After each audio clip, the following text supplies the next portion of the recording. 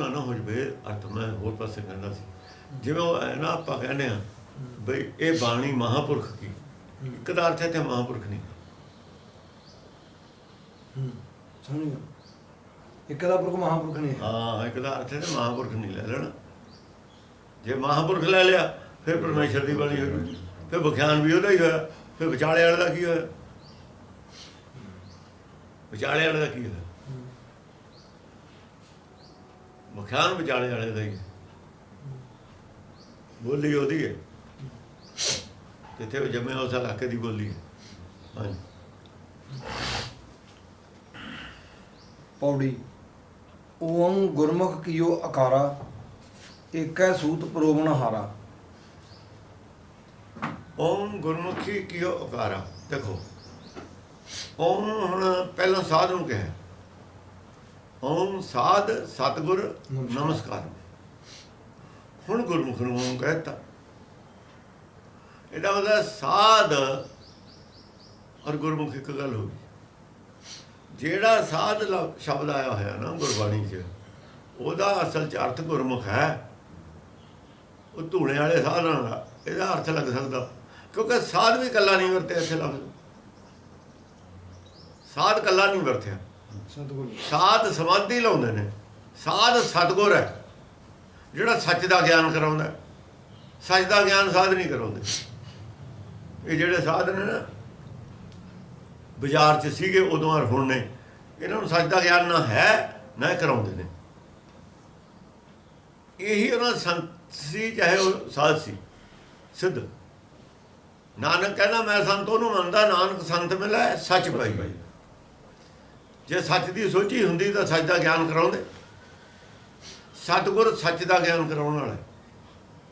ਗੱਲ ਉਹੀ ਕਹੀ ਹੈ। ਜੇ ਸੱਚ ਦਾ ਗਿਆਨ ਨਹੀਂ ਹੈ ਤਾਂ ਸਾਧ ਨਹੀਂ ਹੈ।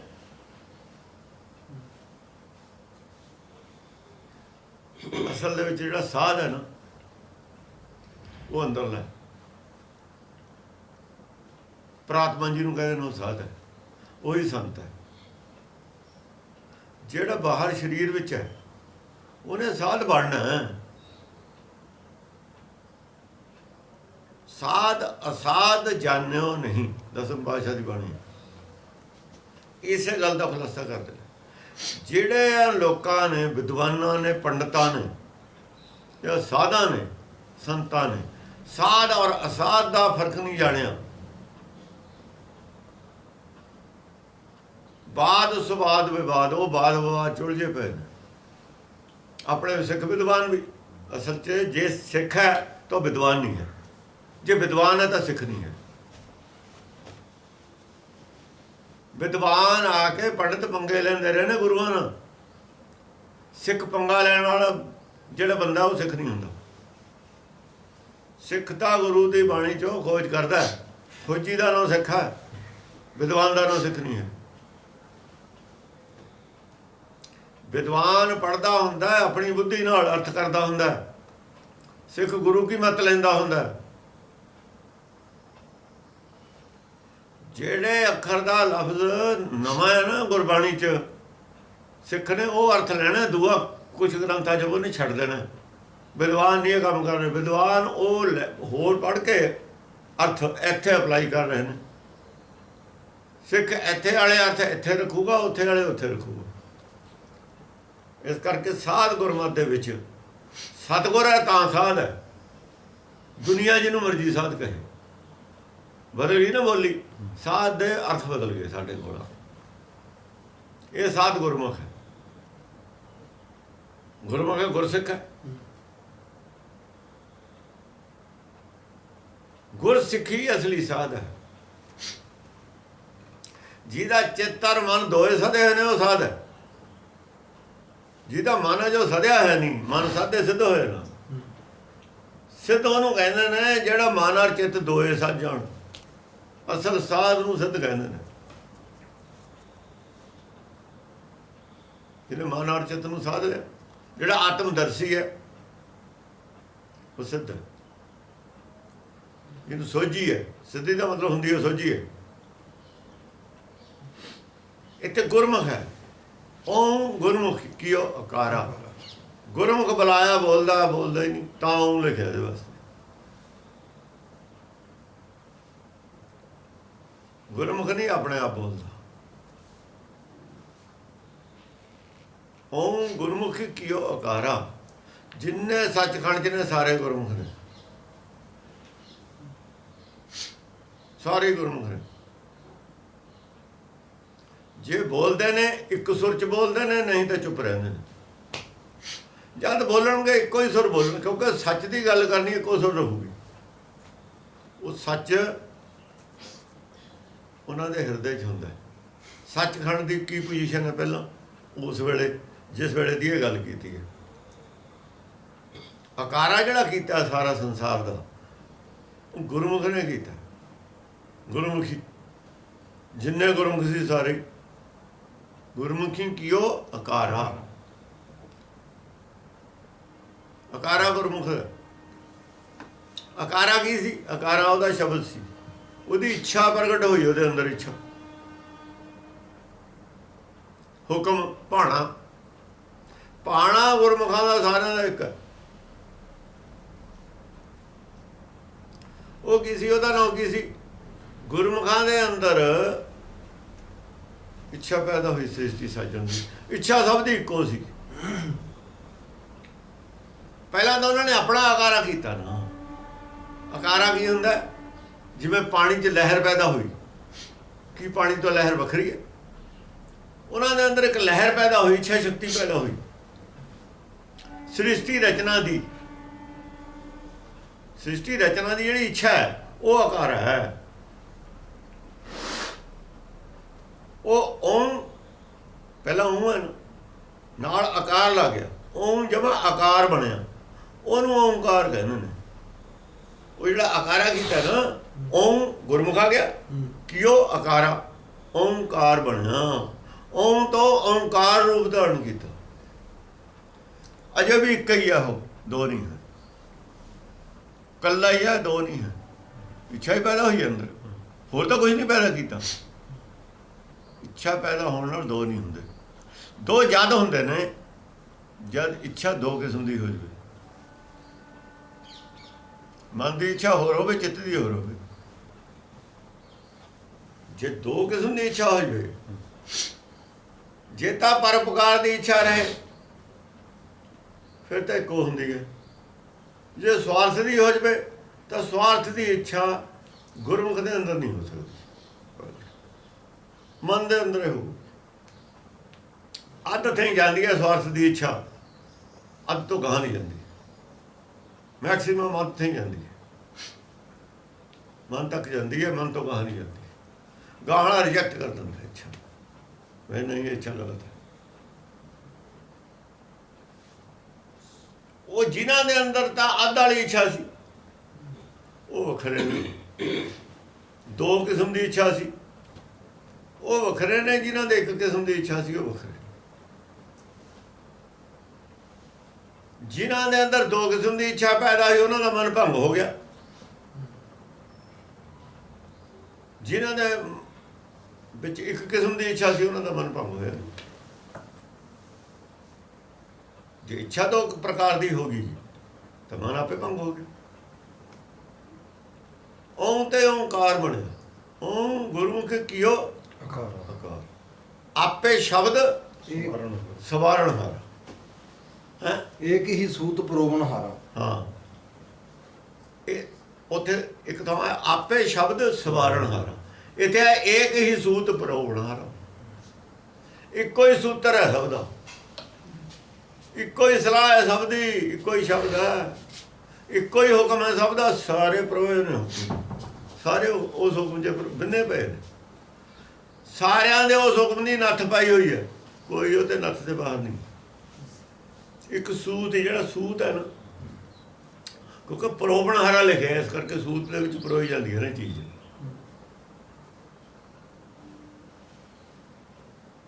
ਕੋਈ ਐਸਾ ਮਤਲਬ ਹੈ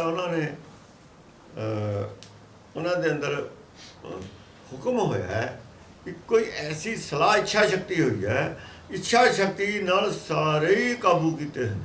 ਕੀ ਜੜ ਕੀ ਚੇਤਨ, ਸਾਰਿਆਂ ਦਾ ਇੱਕ ਇੱਛਾ ਹੈ ਤਾਂ ਪ੍ਰੋਬਣਹਾਰਾ ਹੈ। ਜੇ ਇੱਛਾ ਭਿੰਨ ਭਿੰਨ ਹੋਵੇ ਪ੍ਰੋਬਣਹਾਰਾ ਨਹੀਂ ਹੋ ਸਕਦਾ। ਭਿੰਨ ਭਿੰਨ ਇੱਛਾ ਦੇ ਵਿੱਚ ਇੱਕ ਸਰੀਰ ਉਹਦੇ ਕਾਬੂ ਜਾ ਸਕਦਾ, ਬਸ ਵੱਧ ਨਹੀਂ ਆ ਸਕਦਾ। ਇੱਕ ਹੈ ਸੂਤ ਪ੍ਰੋਬਣਹਾਰਾ। ਆਕਾਰਾ ਕੀ ਹੈ? ਉਹ ਜਿਹੜਾ ਉਹਦਾ ਹੁਕਮ ਹੈ ਉਹ ਆਕਾਰ ਹੈ। ਜਿਹੜਾ ਸ਼ਬਦ ਹੈ ਇੱਛਾ ਹੈ ਉਹ ਆਕਾਰ ਹੈ, ਬਸ। ਪਰ ਆਕਾਰਾ ਉਹ ਹੁਕਮ ਪਹਿਲਾਂ ਪ੍ਰਗਟ ਹੋਇਆ। ਜਿੰਨਾ ਚਿਰ ਹੁਕਮ ਨਹੀਂ ਹੁੰਦਾ ਉਹਨਾਂ ਚਿਰ ਸ੍ਰਿਸ਼ਟੀ ਰਚੀ ਨਹੀਂ ਜਾ ਸਕਦੀ। ਸ੍ਰਿਸ਼ਟੀ ਰਚਣ ਤੋਂ ਪਹਿਲਾਂ ਇੱਛਾ ਪੈਦਾ ਕਰਨੀ ਪਈ ਸ੍ਰਿਸ਼ਟੀ ਰਚਣ ਦੀ। ਉਸੇ ਦਾ ਨਾਂ ਹੁਕਮ ਹੈ, ਉਸੇ ਦਾ ਨਾਂ ਆਕਾਰ ਹੈ। ਉਹ ਆਕਾਰੇ ਤੋਂ ਹੀ ਆਕਾਰਾ ਬਣਨਾ। ਉਸ ਆਕਾਰ ਨੇ ਹੀ ਸਾਰਾ ਆਕਾਰ ਪੈਦਾ ਕਰਨਾ। ਆਕਾਰ ਹੈ, ਆਕਾਰ ਚ ਆ ਰਿਹਾ ਇੱਥੇ, ਹੁਕਮ ਹੀ ਵਰਤ ਰਿਹਾ ਇੱਥੇ ਆ ਕੇ, ਕਿਉਂਕਿ ਸ੍ਰਿਸ਼ਟੀ ਆਕਾਰ ਹੈ। ਆਕਾਰ ਵਿੱਚ ਉਹ ਆਪ ਨਹੀਂ ਹੁੰਦਾ, ਉਹਦਾ ਆਕਾਰ ਹੈ। ਆਕਾਰ ਦਾ ਹੀ ਆਕਾਰ ਨਾਲ ਸੰਬੰਧ ਹੈ। ਉਹ ਜੋ ਸਾਰੇ ਆਕਾਰ ਸੁਣਾਏ ਹੋਏ ਨੇ ਉਸ ਆਕਾਰ ਦੇ ਵਿੱਚ ਉਹਦੇ ਸਾਰੀਆਂ ਬਾਣੀਆਂ ਨੇ, ਸਾਰੀਆਂ ਖਾਣੀਆਂ ਨੇ। ਚਾਰੇ ਬਾਣੀ ਚਾਰੇ ਖਾਣੀ ਤਾਂ ਇੱਥੇ ਕਹਿੰਦੇ ਨੇ ਨਾ। ਉਹਦੇ ਸਾਰੀਆਂ ਖਾਣੀਆਂ ਤੇ ਸਾਰੀਆਂ ਬਾਣੀਆਂ ਵਿੱਚ ਨੇ। ਉਹਦੇ ਵੱਡੀ ਵਡਿਆਈ ਜਾਣੇ ਅਲਾਓ, ਹਰ ਇੱਕ ਦੀ ਭਾਸ਼ਾ ਜਾਣਦਾ, ਬਿਨ ਬੋਲੇ ਹੀ ਜਾਣਦਾ। ਅਲਾਓ ਉਹ ਹੁੰਦਾ ਹੈ ਜਿਹੜਾ ਜੋ ਬੋਲਿਆ ਨਹੀਂ ਗਿਆ। ਅਲਾਪ ਉਹਨੂੰ ਕਹਿੰਦੇ ਨੇ ਜਿਹੜਾ ਜੋ ਅੰਦਰ ਹੈ, ਪਰਾ ਬਾਣੀ। ਬਿਨਾਂ ਬੋਲ ਕੇ ਤਾਂ ਅਸੀਂ ਇੱਕ ਦੂਏ ਨੂੰ ਦੱਸਦੇ ਹਾਂ, ਉਹਨੂੰ ਬੋਲਣ ਦੀ ਲੋੜ ਨਹੀਂ ਹੈ।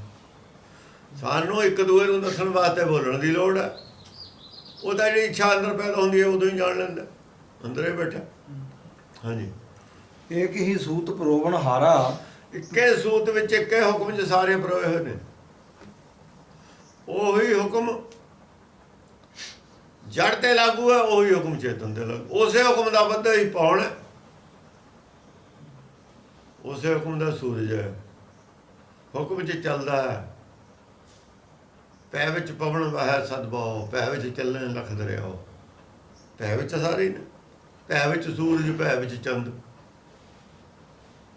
ਪੈ ਵਿੱਚ ਅਸੀਂ।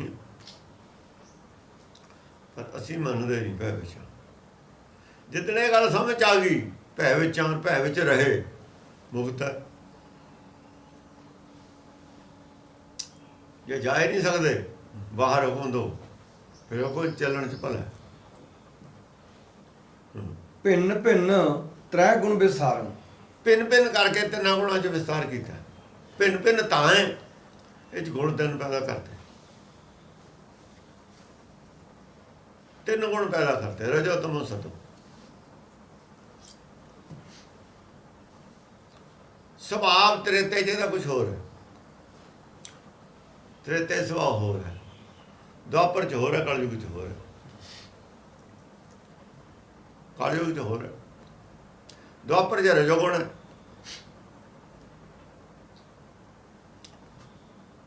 ਤ੍ਰੇਤੇ ਸਤੋਗੁਣ ਹੈ, ਕਲਯੁਗ 'ਚ ਤਮੋਗੁਣ ਹੈ। ਹੁਣ ਤਮੋਗੁਣ, ਤ੍ਰੇਤੇ ਸਤੋਗੁਣ ਹੈ ਤਾਂ ਭਗਤੀ ਕਰ ਰਿਹਾ ਉੱਥੇ। ਸਤੋਗੁਣ ਭਗਤੀ ਹੁੰਦੀ ਹੈ। ਸਤੋਗੁਣ ਵਾਲੇ ਸਾਧ ਭਗਤੀ ਕਰਦੇ ਨੇ। ਜੇ ਭਗਤੀ ਪੂਰੀ ਨਹੀਂ ਹੋਈ, ਪੂਰੀ ਤੁਰਿਆ ਪਛ ਹੋਊਗਾ। ਸਤੋਗੁਣ ਛੱਡ ਕੇ ਗਾਹਾਂ ਜਾਣਾ। ਜਿਹੜੀ ਸਟੇਜ ਤੇ ਖੜੇ ਬੈਠੇ ਭਗਤੀ ਕਰ ਰਹੇ ਹਨ, ਜਿਹੜੀ ਕੁਰਸੀ ਤੇ ਬੈਠੇ ਆ ਉਹ ਤਾਂ ਬੈਠੇ ਹੀ ਆ, ਭਗਤੀ ਕਾਹਦੀ ਕਰ ਰਹੇ ਆ? ਅੱਗੇ ਜਾਣ ਦੀ। ਜਿੱਥੇ ਇੱਕ ਅਫਸਰ ਬੈਠਾ ਉੱਥੇ ਬੈਠਾ ਹੀ ਹੈ। ਆਸ ਕਾਹਦੀ? ਉਹ ਅਗਲੀ ਕੁਰਸੀ ਦੀ ਆਸ ਹੈ ਨਾ, ਪ੍ਰਮੋਸ਼ਨ ਦੀ ਗੱਲ ਹੈ। ਤੇ ਪ੍ਰਮੋਸ਼ਨ ਤਾਂ ਕਹਾਂ ਹੋਣਾ। ਜਿਹੜੇ ਸਤੋਗੁਣ 'ਚ ਸੰਗਤ ਬੈਠੇ ਨੇ, ਮਾਲਾ ਫਿਰ ਕਾਹਦੀ ਫੇਰਦੇ ਨੇ? ਉਹ ਮਾਲਾ ਕਾਹਦੀ ਫੇਰਦੇ ਨੇ? ਅੱਗੇ ਪ੍ਰਮੋਸ਼ਨ ਦੀ। ਸਤੋਗੁਣ ਦੀ ਖਾਈ ਆ। ਜੇ ਕਹਿਣਾ ਇੱਥੇ ਜੀ ਲੱਗਿਆ ਅਸੀਂ ਪਾ ਲਿਆ ਕੁਛ, ਜਿਹੜੇ ਮੰਨ ਕੇ ਬੈਠੇ ਨੇ ਵੀ ਅਸੀਂ ਤਾਂ ਪਾ ਲਿਆ, ਕੁਛ ਕਰਨ ਦੀ ਲੋੜ ਨਹੀਂ, ਉਹ ਖਾਈ ਜੇ ਰਹਿ ਜਾਣਗੇ ਸਤੋਗੁਣ ਦੀ 'ਚ। ਇਹ ਵੀ ਖਾਈ ਆ। ਜੇ ਮੰਨ ਲੈਣ ਵੀ ਅਸੀਂ ਪਾ ਲਿਆ, ਜਿਵੇਂ ਬਾਣੀ 'ਚ ਆਇਆ, ਸਭ ਕੋ ਪੂਰਾ ਆਪੋ ਹੋਵੇ ਘੱਟ ਨਾ ਕੋ ਆਖੇ ਵੀ ਅਸੀਂ ਤਾਂ ਜੀ ਹੁਣ ਪੂਰੇ, ਸਾਨੂੰ ਲੋੜ ਹੀ ਨਹੀਂ, ਤਾਂ ਉਹ ਖਾਈ 'ਚ ਰਹਿ ਜਾਣਗੇ। ਉਹ 'ਚ ਉਹ ਤੋਂ ਬਾਹਰ ਨਿਕਲਣਾ ਹੈ ਅਜੋ ਸੰਤਾਂ ਨੇ, ਚਾਹੇ ਕੱਡੇ ਉੱਚੇ ਬੈਠੇ ਹੋਣ, ਉਹ ਤੁਰਿਆ ਭਾਦਾ ਅੱਗੇ ਉਦੋਂ। ਇਹ ਤਿੰਨੇ ਮਾਇਆ 'ਚ ਨੇ, ਭਿੰਨ ਭਿੰਨ ਤਾਂ ਨੇ। ਤ੍ਰੈਗੁਣ ਵਿਸਥਾਰ। ਰਜੋਗੁਣ ਕੀ ਹੁੰਦਾ? ਰਜੋਗੁਣ ਸਾਰਾ ਕੁਝ ਭੁੱਲ ਕੇ ਨਾ, ਜਿਹੜਾ ਕੰਮ ਕਰਨ ਆਇਆ ਹੈ ਆਪਣੇ ਕੰਮ ਲੱਗੇ, ਦੁਆਪਰ 'ਚ ਆਪਣੇ ਕੰਮ ਲੱਗਿਆ ਹੁੰਦਾ ਹੈ। ਕੋਈ ਵੀ ਇਹਦੀ ਅਣਸੁਰਤੀ ਬਿਰਤੀ ਕਿਤੇ ਨਹੀਂ ਖਿੰਡੀ ਹੋਈ ਹੁੰਦੀ, ਚੁੱਪ ਕਰਕੇ ਸਰੀਰ ਆਪਣਾ ਜੁੜਿਆ ਹੁੰਦਾ। ਤਾਂ ਹੀ ਤਪ ਕੇ ਹੈ ਨਾ, ਤਾਂ ਪਾਲੇ ਦਾ ਸੁਰਤੀ ਇੱਕ ਜਗ੍ਹਾ ਜੁੜੀ ਹੋਈ ਹੁੰਦੀ। ਤਪ ਦਾ ਮਤਲਬ ਇਹ, ਧਿਆਨ ਕੋਥੋਂ ਟਿਕਿਆ ਹੋਇਆ ਤਾਂ ਤਪ ਹੈ। ਜੇ ਧਿਆਨ ਟਿਕਿਆ ਨਹੀਂ ਹੈ ਤਪ ਨਹੀਂ ਹੈ। ਆਪਣੇ ਕੰਮ 'ਚ ਪੂਰੀ ਲਗਨ ਨਾਲ ਲੱਗਿਆ ਹੋਇਆ ਨੂੰ ਤਪ ਕਹਿੰਦੇ ਨੇ। ਜੇ ਪੜ੍ਹਾਈ 'ਚ ਕੋਈ ਪੜ੍ਹਦਾ ਹੈ ਬੱਚਾ ਆਪਣੇ ਪੂਰੇ ਲਗਨ ਨਾਲ, ਉਹ ਵੀ ਤਪ ਹੋ ਰਿਹਾ। ਜਿਹੜੇ ਤਪ ਨੂੰ ਭਗਤੀ ਕਹਿੰਦੇ ਨੇ, ਤਪ ਭਗਤੀ ਨਹੀਂ ਹੁੰਦੀ। ਭਗਤੀ ਦੇ ਉੱਪਰ ਵਾਲੀ ਚੀਜ਼ ਹੈ, ਤਪ ਭਗਤੀ ਨਹੀਂ ਹੈ। ਭਗਤੀ ਦੇ ਉੱਪਰ ਤਪ ਤਾਂ ਭਗਤੀ ਕਰਨ ਦੀ ਹੈ, ਜੋ ਜਿਹੜੀ ਹੈ ਨਾ ਕਪੈਸਿਟੀ, ਭਗਤੀ ਕਰਨ ਦੇ ਲਾਇਕ ਹੋਣ ਦੀ ਜਿਹੜੀ ਹੈ ਨਾ, ਮੈਂ ਭਗਤੀ ਕਰਨ ਦੇ ਲਾਇਕ ਹੋ ਜਾਵਾਂ, ਇਹਨੂੰ ਤਪ ਕਹਿੰਦੇ ਨੇ। ਉਹ ਜੋ ਭਗਤੀ ਕਰਨ ਦੇ ਲਾਇਕ ਹੀ ਬਣਦਾ, ਉਹ ਸੁਰਤ ਧਿਆਨ ਟਿਕਾਉਣ ਦਾ ਅਭਿਆਸ ਕਰ ਰਿਹਾ, ਉੱਥੇ ਭਗਤੀ ਨਹੀਂ ਹੈ। ਉਹ ਅਸੰਖ ਜਪ, ਅਸੰਖ ਭਉ, ਅਸੰਖ ਪੂਜਾ, ਅਸੰਖ ਭਗਤੀ ਕਹਾਂ ਹੈ ਜਾ ਕੇ? ਜੋ ਅਸੰਖ ਗ੍ਰੰਥ ਮੁਖ ਬੇਲ ਪਾਠ, ਅਸੰਖ ਜੋਗ ਮਨ ਹੈ ਉਦਾਸ, ਅਸੰਖ ਭਗਤ, ਇੱਥੇ ਭਗਤੀ ਗਈ ਹੈ ਜਾ ਕੇ। ਸਭ ਥੱਲੇ ਹੈ ਭਗਤੀ ਤੋਂ, ਤਾਂ ਸਭ ਥੱਲੇ ਹੈ ਭਗਤੀ ਤੋਂ। ਜਿਹੜੇ ਇਹਨੂੰ ਭਗਤੀ ਸਮਝਦੇ ਨੇ ਉਹ ਮੂਰਖ ਨੇ। ਇਹਦਾ ਭਗਤੀ ਕਰਨ ਦੇ ਕਾਬਲ ਬਣਾਇਆ, ਨਿਆਣੇ ਨੂੰ ਬੈਠਣਾ ਸਿਖਾਇਆ, ਜੋ ਵੀ ਪੜ੍ਹਨ ਦੇ ਸੁਣਨ ਦੇ ਕਾਬਲ ਬਣਾਇਆ। ਅਜੋ ਤਾਂ ਉਹ ਟੀਚਰ ਦੀ ਗੱਲ ਸੁਣਨ ਦੇ ਹੀ ਕਾਬਲ ਨਹੀਂ। ਮਨ ਤਾਂ ਬਹਿੰਦਾ ਤਾਂ ਹੈ ਨਹੀਂ ਟਿਕ, ਸੁਣਨਾ ਕੀ ਹੈ? ਉਪਦੇਸ਼ ਸੁਣਨ ਦੇ ਕਾਬਲ ਬਣਾਇਆ ਉਹ। ਅਜੋ ਭਗਤੀ ਜਿਹੜੀ ਹੈ ਕਾਬਲੇ ਬਣਾਉਂਦੀ ਹੈ ਸਾਨੂੰ, ਉਹ ਤਾਂ ਹੋਰ ਕੁਝ ਨਹੀਂ ਕਰਦਾ। ਤਾਂ ਹੀ ਤਾਂ ਸਰੀਰ ਧਾਰਨ ਕਰਦਾ, ਭਗਤੀ ਕਰਨ ਦੇ ਕਾਬਲੇ ਹੋ ਰਿਹਾ ਉੱਥੇ। ਉਹ ਸਰੀਰ ਲੈ ਕੇ ਹੀ ਭਗਤੀ ਕਰਨੀ ਹੈ ਨਾ, ਭਗਤੀ ਕਰਨ ਦੇ ਕਾਬਲੇ ਹੈ ਜੋ ਤਪ। ਥੱਲੇ ਦੀ ਸਟੇਜ ਹੈ। ਨਿਰਗੁਣ ਤੇ ਸਰਗੁਣ। ਜਿਹੜੇ ਤਪ ਨੂੰ ਭਗਤੀ ਮੰਨਦੇ ਨੇ ਕਿੱਥੇ ਖੜੇ ਨੇ ਫਿਰ ਉਹ? ਇਸ ਕਰਕੇ ਜਿਹੜੇ ਤਪ ਵਾਲੇ ਨੇ ਤਾਂ ਬਹੁਤ ਥੱਲੇ ਨੇ। ਉਹਨਾਂ ਨੂੰ ਕਿਹਾ ਬੜੇ ਬੜੇ ਮੁਨੀ ਦੇਵਤੇ ਕਈ ਯੁਗ ਤਿੰਨੀ ਤਨ ਆਇਆ, ਕਿੰਨੀ ਤੇਰਾ ਅੰਤ ਨਾ ਪਾਇਆ। ਤਪ ਵਾਲੇ ਅੰਤ ਨਾ ਪਾ ਲੈਂਦੇ, ਭਗਤੀ ਵਾਲਿਆਂ ਨੇ ਤਾਂ ਕੁਝ ਪਾਇਆ, ਤਪ ਵਾਲਿਆਂ ਨੇ ਤਾਂ ਪਾਇਆ ਵੀ ਕੁਝ ਨਹੀਂ।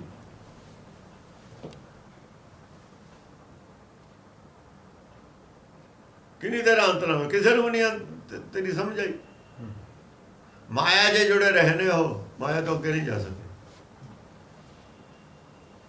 ਨਿਰਗੁਣ ਤੇ ਸਰਗੁਣ ਦ੍ਰਿਸ਼ਟਾਰੰ। ਨਿਰਗੁਣ ਤੇ ਸਰਗੁਣ, ਨਿਰਗੁਣ ਤੇ ਸਰਗੁਣ ਦ੍ਰਿਸ਼ਟਾਰੰ। ਪਹਿਲੇ ਨਿਰਗੁਣ ਸੀ, ਜਦ ਜੋਤ ਹੈ ਉਹ ਹੈ ਤਾਂ ਨਿਰਗੁਣ ਹੈ। ਨਿਰਗੁਣ ਸਰੂਪ ਹੈ ਓਮ ਦਾ, ਓਮ ਦਾ ਨਿਰਗੁਣ ਸਰੂਪ ਹੈ। ਤੇ ਜਦੋਂ ਉਹਨੇ ਹੁਕਮ ਦਾ ਰੂਪ ਧਾਰਨ ਕੀਤਾ ਹੈ, ਉਦੋਂ ਦ੍ਰਿਸ਼ਟਮਾਨ ਹੁੰਦਾ ਹੈ। ਜੋਤ ਦਾ ਦ੍ਰਿਸ਼ਟਮਾਨ ਕੁਛ ਨਹੀਂ ਹੁੰਦਾ। ਜੋਤ ਦਾ ਦਰਸ਼ਨ ਨਹੀਂ ਹੁੰਦਾ। ਸਰਗੁਣ ਹੋਏ ਤੇ ਦ੍ਰਿਸ਼ਟਮਾਨ ਹੁੰਦਾ ਹੈ। ਦ੍ਰਿਸ਼ਟਮਾਨ ਹੁੰਦਾ, ਦੀਂਦਾ ਹੈ, ਪਕੜ ਚ ਆਉਂਦਾ ਹੈ ਦੂਜੇ ਦੀ ਪਕੜ ਚ ਆਊਗਾ। ਸਰਗੁਣ ਸਰੂਪ ਉਹਦਾ ਸਾਡੇ ਪਕੜ ਜਾਊਗਾ, ਉਹਦਾ ਹੁਕਮ ਪਾਣਾ, ਉਹਦੀ ਇੱਛਾ ਸ਼ਕਤੀ। ਹੋਰ ਕੁਝ ਜੋਤ ਆਪੇ ਹੈ, ਜੋਤ ਆਪੇ ਹੀ ਹੈ ਜਿਹਦੀ ਪਕੜ ਚ ਆਉਣੀ ਹੈ। ਪਾਣੀ ਦੀ ਲਹਿਰ ਇੱਥੋਂ ਉੱਠੀ ਹੈ, ਜਿੰਨੇ ਪਾਣੀ ਦੇ ਉੱਤੇ ਦੀ ਲੰਘ ਕੇ ਜਾਊ ਨਾ, ਉਹ ਸਾਰੇ ਪਾਣੀ ਨੂੰ ਪਤਾ ਲੱਗੂ ਮੇਰੇ ਉੱਤੇ ਦੀ ਕੋਈ ਲੰਘਿਆ ਜਾਂਦਾ, ਪਤਾ ਲੱਗੂ ਨਾ ਚਾਹੇ ਲਹਿਰ ਕਿਤੋਂ ਉੱਠੀ ਹੈ। ਜਿੰਨੇ ਪਾਣੀ ਦੇ ਉੱਤੇ ਦੀ ਲੰਘੂ, ਥੱਲੇ ਵਾਲੇ ਪਾਣੀ ਨੂੰ ਪਤਾ ਲੱਗਦਾ ਨਾ ਐ ਉਹ ਲਹਿਰ ਕਿਤੋਂ ਉੱਠੀ ਹੈ। ਸਾਡੇ ਜਦ ਉੱਤੇ ਦੀ ਜਾਂਦੀ ਹੈ ਹਿਰਦੇ 'ਚ ਜਾਂ ਟਿਕ ਜਾਂਦੇ ਸਾਨੂੰ ਮਹਿਸੂਸ ਹੁੰਦੀ ਹੈ ਵੀ ਆ ਜਾ ਰਹੀ ਹੈ। ਤੇ ਲਹਿਰ ਦਾ ਹੀ ਪਤਾ ਲੱਗੂ, ਪਾਣੀ ਦਾ ਸਾਰਾ ਤਾਂ ਥੱਲੇ ਟਿਕਿਆ ਹੋਇਆ ਜਾਂ ਉਹ ਹੈ ਜਾਓ। ਲਹਿਰ ਸਪਰਸ਼ ਕਰੂਗੀ ਜਾ ਕੇ ਬਾਕੀ ਪਾਣੀ ਨੂੰ। ਲਹਿਰ ਰੂਪ 'ਚ ਚਲਾਇਮਾਨ ਹੈ, ਲਹਿਰ ਰੂਪ 'ਚ ਵਰਤ ਰਿਹਾ ਇੱਥੇ ਉਹ। ਲਹਿਰ ਦਾ ਦ੍ਰਿਸ਼ਟੀ ਹੁਕਮ ਦੀ ਹੋਣੀ ਹੈ। ਸ਼ਬਦ ਦਾ ਸੁਰਤ ਨਾਲ ਸੰਬੰਧ ਹੈ। ਸੁਰਤ ਸ਼ਬਦ ਦਾ ਮੇਲ ਲਿਖਿਆ ਹੈ, ਸੁਰਤ ਜੋਤ ਦਾ ਮੇਲ ਨਹੀਂ ਲਿਖਿਆ ਹੈ ਕਿਤੇ। ਜਿਹੜੇ ਜੋਤ ਦਾ ਦਰਸ਼ਨ ਕਰਾਉਂਦੇ ਨੇ ਉਹਨਾਂ ਨੂੰ ਗਿਆਨ ਹੀ ਨਹੀਂ ਹੈ। ਉਹ ਤਾਂ ਨਿਰਗੁਣ ਹੁੰਦੀ ਹੈ ਜੋਤ। ਤਾਂ ਜੋਤ ਤਾਂ ਨਿਰਗੁਣ ਹੈ। ਜੋਤ ਦਾ ਦਰਸ਼ਨ ਸਿਰਫ ਮਨ ਦਾ ਆਪਣਾ ਦਰਸ਼ਨ ਹੈ, ਆਤਮ ਦਰਸ਼ਨ।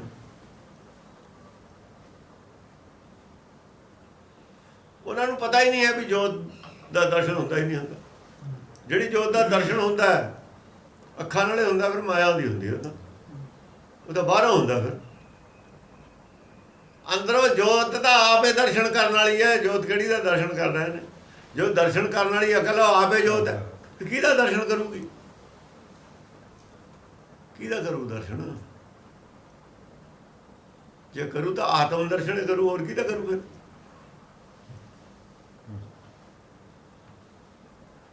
ਇਸ ਕਰਕੇ ਇਹਦੇ 'ਚ ਆਤਮ ਦਰਸ਼ਨ ਹੀ ਹੈ ਗੁਰਬਾਣੀ 'ਚ। ਇਸ ਗੱਲ ਦਾ ਹੀ ਨਹੀਂ ਪਤਾ ਹੈ ਲੋਕਾਂ ਨੂੰ। ਕਿਸੇ ਮਤ ਨੂੰ ਨਹੀਂ ਇਸ ਗੱਲ ਦਾ ਪਤਾ। ਇੱਥੋਂ ਆ ਕੇ ਮਤ ਨਿਆਰੀ ਹੁੰਦੀ ਹੈ। ਜੋਤ ਦਾ ਜੋਤ ਨੂੰ ਕਿਵੇਂ ਦਰਸ਼ਨ ਹੋ ਜੂ? ਜੋਤ ਸਭ ਦੇ ਅੰਦਰ ਹੈ। ਜੋਤ ਦਾ ਦਰਸ਼ਨ ਕਿਵੇਂ ਪਤਾ ਹੁੰਦਾ ਹੈ? ਬੋਲੇ ਤੇ ਪਤਾ ਲੱਗਦਾ। ਕਿਸੇ ਦੇ ਗਿਆਨ ਦਾ ਕਿਵੇਂ ਪਤਾ ਲੱਗੂ ਤੁਹਾਨੂੰ? ਬੋਲੇ ਤੇ ਪਤਾ ਲੱਗੂ। ਬੋਲੇ ਤੇ ਬਿਨਾਂ ਗਿਆਨ ਦਾ ਨਹੀਂ ਪਤਾ ਲੱਗਦਾ। ਉਹ ਜਿਹੜਾ ਸ਼ਬਦ ਹੈ ਉਹਦਾ ਹੁਕਮ ਹੈ, ਬੋਲ ਹੈ ਉਹਦਾ। ਬੋਲ ਤੋਂ ਜੋਤ ਦਾ ਦਰਸ਼ਨ ਪਤਾ ਲੱਗਦਾ, ਉਹਦੇ ਗਿਆਨ ਦਾ ਪਤਾ ਲੱਗਦਾ ਕਿੰਨਾ।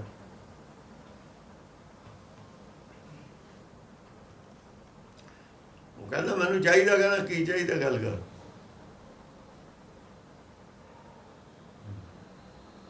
ਤੂੰ ਦੱਸ ਤੇਰੀ ਡਿਮਾਂਡ ਕੀ? ਇੱਥੇ ਤਾਂ ਸਭ ਕੁਛ ਹੈ। ਤੂੰ ਦੱਸ ਤੇਰੀ ਕੀ ਡਿਮਾਂਡ ਹੈ? ਇਹਦੀ ਡਿਮਾਂਡ ਕੀ ਹੈ? ਉਹਦੇ ਤਾਂ ਘਰ ਸਭ ਕੁਛ ਹੈ। ਘਰ ਤਾਂ ਤੇਰੇ ਸਭ ਕੁਛ ਹੈ, ਸਭ ਕੁਛ ਹੈ। ਤੂੰ ਦੱਸ ਤੈਨੂੰ ਕਿੰਨੀ ਕੁ ਭੁੱਖ ਹੈ? ਤੈਨੂੰ ਕਿਹੜੀ ਚੀਜ਼ ਦੀ ਲੋੜ? ਰਾਜਾ ਤਾਂ ਇਹੀ ਕਹੂਗਾ। ਤੂੰ ਦੱਸ ਵੀ ਤੈਨੂੰ ਇੱਛਾ ਕੀ ਹੈ? ਮੇਰੀ ਤਾਂ ਕਪੈਸਿਟੀ ਬਥੇਰੀ ਹੈ ਦੇਣ ਵਾਲੀ। ਤੈਨੂੰ ਇੱਛਾ ਕਿੰਨੀ ਹੈ? ਇਹਦੀ ਭੁੱਖ ਕਿੰਨੀ ਹੈ? ਨਿਰਗੁਣ ਤੇ ਸਰਗੁਣ ਦ੍ਰਿਸ਼ਟਾ। ਨਿਰਗੁਣ ਤੇ ਸਰਗੁਣ ਥੀਆ। ਉੱਥੇ ਇੱਕ ਥਾਂ ਇਹ ਆਇਆ ਹੈ, ਨਿਰਗੁਣ ਤੇ ਸਰਗੁਣ ਹੋ ਗਿਆ। ਸ੍ਰਿਸ਼ਟੀ ਜਦ ਪੈਦਾ ਹੋਈ ਹੈ, ਦੇਖੋ ਸਰਗੁਣ ਨਿਰਗੁਣ ਨਿਰੰਕਾਰ। ਇਹ ਨਿਰੰਕਾਰ ਅਜੇ ਤੱਕ ਨਿਰਾਕਾਰ ਹੀ ਹੈ। ਸਰਗੁਣ ਵੀ ਨਿਰਾਕਾਰ, ਸਰਗੁਣ ਵੀ ਨਿਰਾਕਾਰ ਹੈ, ਨਿਰਗੁਣ ਵੀ ਨਿਰਾਕਾਰ ਹੈ। ਸਰਗੁਣ ਹੁਕਮ ਰੂਪ ਦੇ ਵਿੱਚ ਹੈ, ਨਿਰਗੁਣ ਜੋਤ ਰੂਪ ਦੇ ਵਿੱਚ ਹੈ। ਹੁਣ ਇਹਨਾਂ ਨੇ ਸਰਗੁਣ ਨਿਰਗੁਣ ਕੀ ਬਣਾਇਆ? ਸਰਗੁਣ ਤਾਂ ਉਹ ਹੈ ਜਿਹਨੇ ਸਰੀਰ ਧਾਰਨ ਕਰ ਲਿਆ। ਜਿਹੜਾ ਪਰਮੇਸ਼ਰ ਹੈ ਨਹੀਂ ਸਰੀਰ ਧਾਰਨ ਕੀਤਾ, ਨਿਰਗੁਣ। ਤੇ ਆਪ ਸਰਗੁਣ ਬਣ ਕੇ ਉਹਨੂੰ ਨਿਰਗੁਣ ਬਣਾਤਾ। ਜਿਹੜਾ ਸਰਗੁਣ ਹੈ ਉਹਦੇ ਕਾਬੂ 'ਚ ਨੇ ਚੰਦ ਸੂਰਜ, ਫਿਰ ਸਾਰਾ ਸ੍ਰਿਸ਼ਟੀ।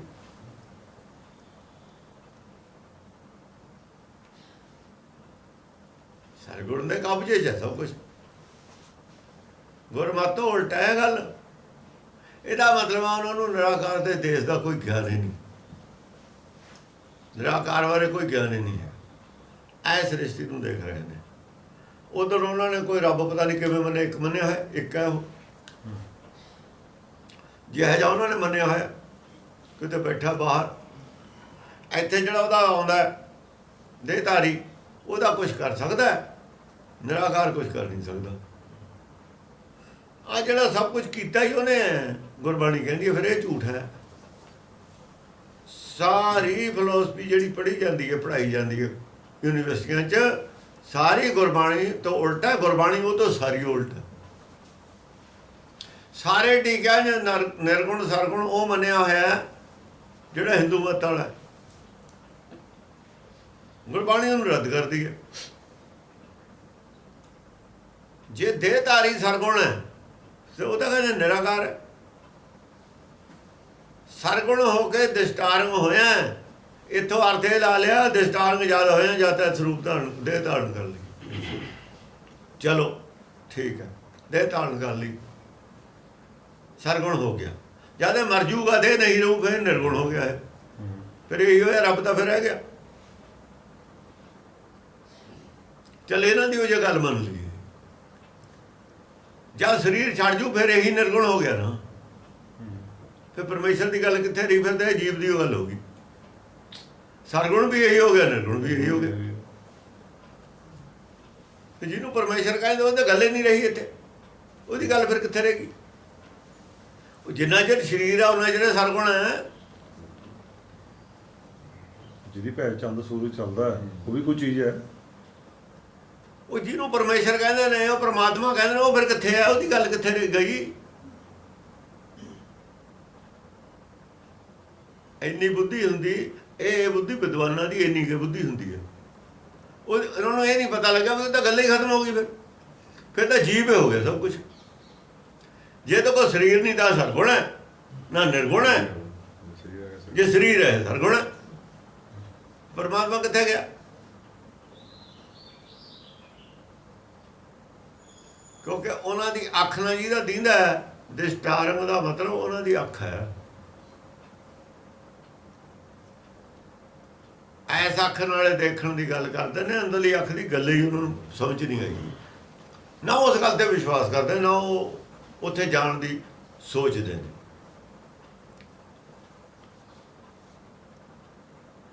ਨਿਰਗੁਣ ਤੇ ਸਰਗੁਣ ਦ੍ਰਿਸ਼ਟਾਰੰਗ ਨਿਰਾਕਾਰ ਦੇ ਦਰਸ਼ਨ ਦੀ ਤਾਂ ਗੱਲ ਹੀ ਖਤਮ ਹੋ ਗਈ। ਫਿਰ ਨਿਰਗੁਣ ਤੇ ਸਰਗੁਣ ਹੋ ਕੇ ਹੀ ਦ੍ਰਿਸ਼ਟਮਾਨ ਹੋਇਆ। ਹੁਕਮ ਦੇ ਰੂਪ ਚ ਦ੍ਰਿਸ਼ਟਮਾਨ ਹੈ, ਜੋਤ ਦੇ ਰੂਪ ਦ੍ਰਿਸ਼ਟਮਾਨ। ਜੋਤ ਦੇ ਰੂਪ ਦ੍ਰਿਸ਼ਟਮਾਨ ਹੈ ਆਪਣੇ ਅੰਦਰ। ਉਹ ਜਦੋਂ ਭਰਮ ਦਾ ਨਾਸ਼ ਹੋਣਾ ਮੈਨੂੰ ਪਤਾ ਲੱਗਣਾ ਹੈ, ਜਿਹਦੇ ਅੰਦਰੋਂ ਨਾਸ਼ ਹੋਣਾ ਉਹਨੂੰ ਪਤਾ ਲੱਗਣਾ। ਜਿਹਦਾ ਗਿਆਨ ਬਦਲਣਾ, ਜਿਹਨੂੰ ਸਮਝ ਆਉਣੀ ਹੈ ਗੱਲ, ਉਹਨੂੰ ਪਤਾ ਹਾਂ ਆ ਗਈ ਮੇਰੇ ਸਮਝ। ਉਹ ਹੀ ਪਤਾ ਲੱਗਦਾ, ਉਹਨੂੰ ਹੀ ਪਤਾ ਲੱਗਦਾ। ਦੂਜੇ ਨੂੰ ਕੀ ਪਤਾ ਲੱਗਦਾ? ਸਮਝਾਉਣ ਵਾਲੇ ਨੂੰ ਖੁਦ ਨਹੀਂ ਪਤਾ ਲੱਗਦਾ ਇਹਨੂੰ ਸਮਝ ਆ ਗਈ ਕਿ ਨਹੀਂ ਆ ਗਈ।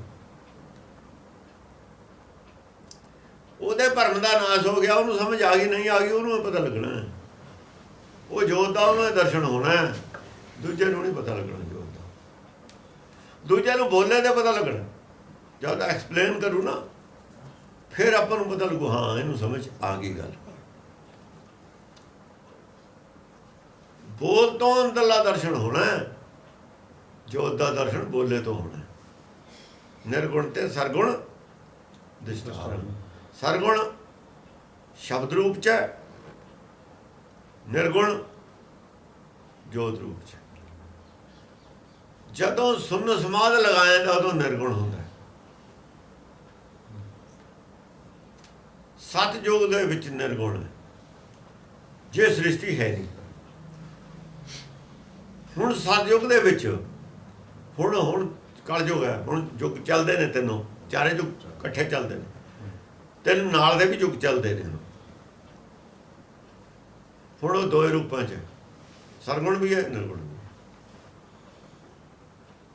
ਜਾਂ ਰਚਨਾ ਨਹੀਂ ਹੁੰਦੀ ਫਿਰ ਸੁੰਨ ਸਮਾਧ ਹੁੰਦੀ, ਫਿਰ ਹੁਕਮ ਦੀ ਲੋੜ ਨਹੀਂ ਹੁੰਦੀ। हुकूमत करनी किधे ते है? जो जब आकार है कछु न दृष्टेता, पुण्य पाप तब कहते हो, तब पुण्य पाप तो होंगे ही नहीं। जब धारी आपन सुन समाध, तब बैर विरोध किस संग कमात।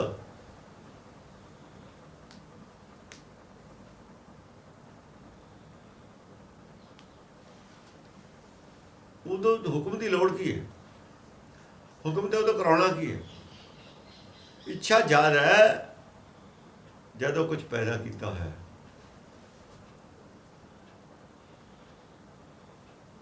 जदों कुछ पैदा किया है उदों है। छुट्टी वाले दिन है, फिर तक दफ्तर बंद है। उदों की सोचना? उदों चाहे 10 बजे उठ खड़े, जे 9 बजे जाना है दफ्तर, फिर तो 7 बजे उठू, फिर तो साजरे उठूगा। ਫਿਕਰ ਹੈ ਉਹਨੂੰ। ਫਿਕਰ ਕਾਹਦੇ ਹੈ? ਜਦੋਂ ਦੋ ਰੂਪ ਨੇ ਉਹਦੇ, ਉਦੋਂ ਉਹਨੂੰ ਫਿਕਰ ਹੈ, ਚਿੰਤਾ ਹੈ। ਉਹ ਜਿਹੜੀ ਚਿੰਤਾ ਹੈ ਨਾ, ਉਹਦੀ ਸਰਬ ਕੀ ਚਿੰਤਾ ਜਸਮਨ ਮਾਹੇ, ਉਹੀ ਉਹਦਾ ਰੂਪ ਸਾਨੂੰ ਸਮਝ 'ਚ ਆਉਂਦਾ। ਅਸਲ 'ਚ ਉਹਦੀ ਚਿੰਤਾ ਹੀ ਹੁਕਮ ਹੈ। ਸਾਡੇ ਵਾਸਤੇ ਹੁਕਮ ਹੈ, ਉਹਦੇ ਵਾਸਤੇ ਚਿੰਤਾ ਹੈ। ਅਫਸਰ ਵਾਸਤੇ ਚਿੰਤਾ ਹੈ, ਜਿਹੜੇ ਥੱਲੇ ਵਾਲੇ ਨੇ ਉਹਨਾਂ ਵਾਸਤੇ ਹੁਕਮ ਹੈ।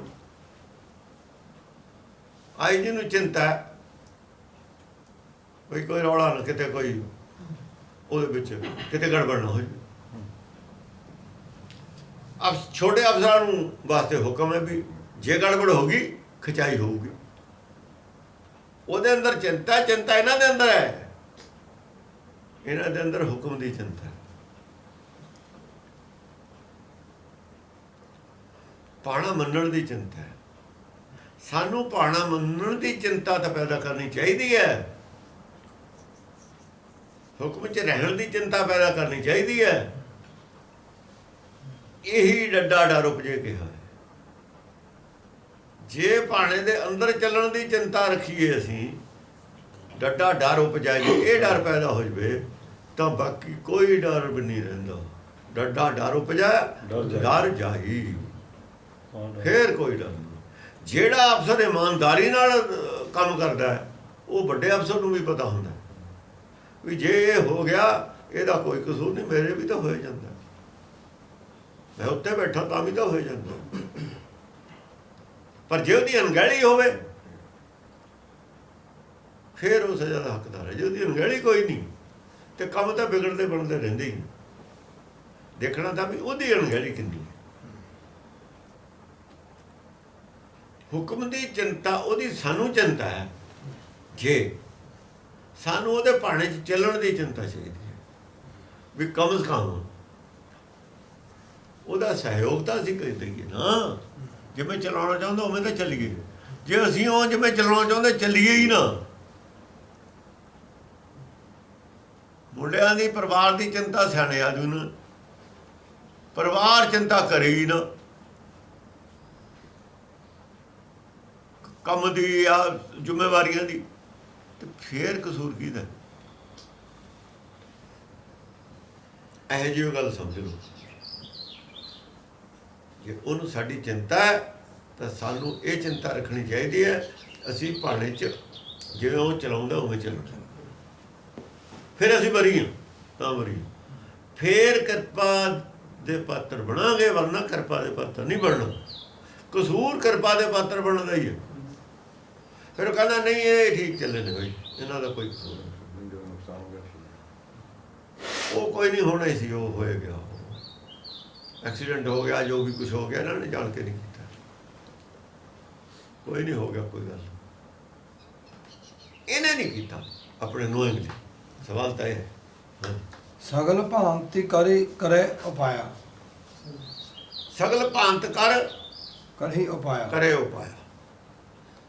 ਸਾਰਿਆਂ ਪ੍ਰਕਾਰ ਨਾਲ, ਹਰ ਪ੍ਰਕਾਰ ਨਾਲ ਉਹ ਉਪਾਅ ਕਰ ਰਿਹਾ, ਉਪਾਅ ਕਰਦਾ। ਉਪਾਅ ਕੀ ਕਰਦਾ ਕਿ ਕਿਸੇ ਨੂੰ ਕੋਈ ਚੀਜ਼ ਦੀ ਘਾਟ ਨਾ ਹੋਵੇ, ਕਿਸੇ ਚੀਜ਼ ਦੀ ਘਾਟ ਨਾ ਰਹੇ, ਪਾਣੀ ਦੀ ਘਾਟ ਨਾ ਰਹੇ, ਬਾਰਿਸ਼ ਵੀ ਪਾਉਣੀ, ਮੌਸਮ ਵੀ ਬਦਲਨੇ ਨੇ, ਸਭ ਕੁਛ ਉਹਨੇ ਕੰਟਰੋਲ ਕਰਨਾ।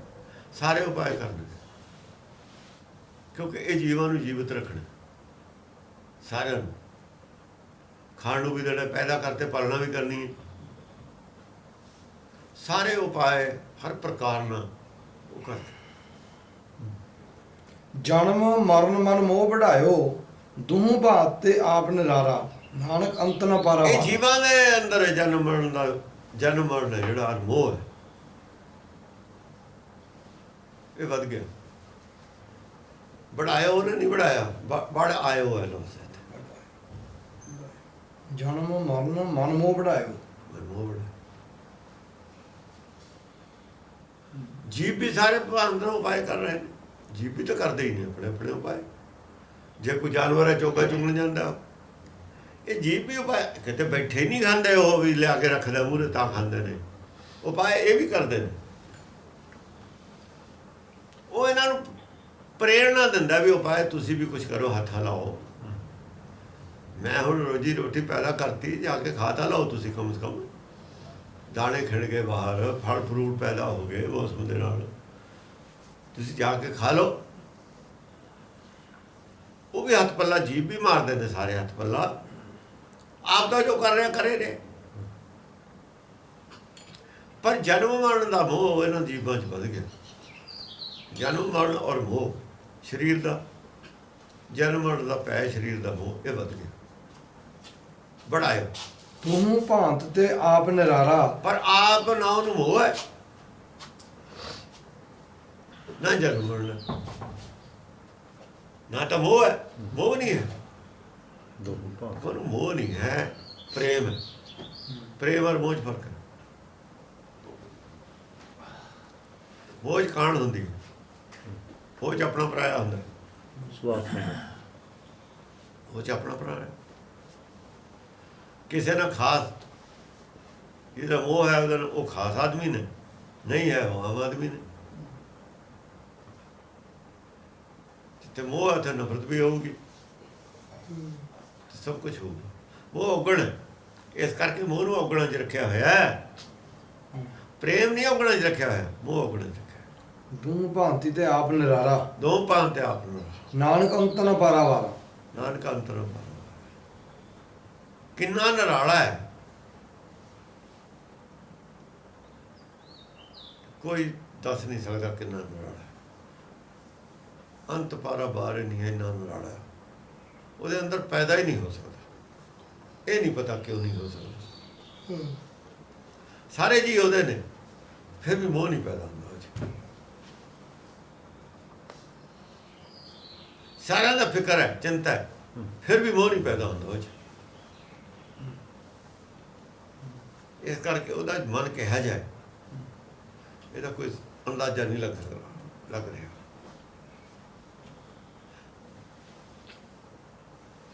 ਸਖਤ ਨਹੀਂ ਹੈ, ਲਾਪਰਵਾਹ ਨਹੀਂ ਹੈ, ਦਿਆਲੂ ਹੈ, ਕਿਰਪਾਲੂ ਹੈ, ਫਿਰ ਵੀ ਮੋਹ ਨਹੀਂ ਹੈ। ਇੱਥੇ ਆ ਕੇ ਆਦਮੀ ਦੀ ਬੁੱਧੀ ਜਵਾਬ ਦੇ ਜਾਂਦੀ ਹੈ। ਆਦਮੀ 'ਚ ਤਾਂ ਮੋਹ ਹੈ, ਆਪਣਾ ਵੀ ਮੰਨੀਏ ਮੋਹ ਨਾ ਹੋਵੇ, ਮੁਸ਼ਕਿਲ ਗੱਲ ਆ ਆਦਮੀ ਵਾਸਤੇ। ਆਪਣਾ ਵੀ ਮੰਨੀਏ,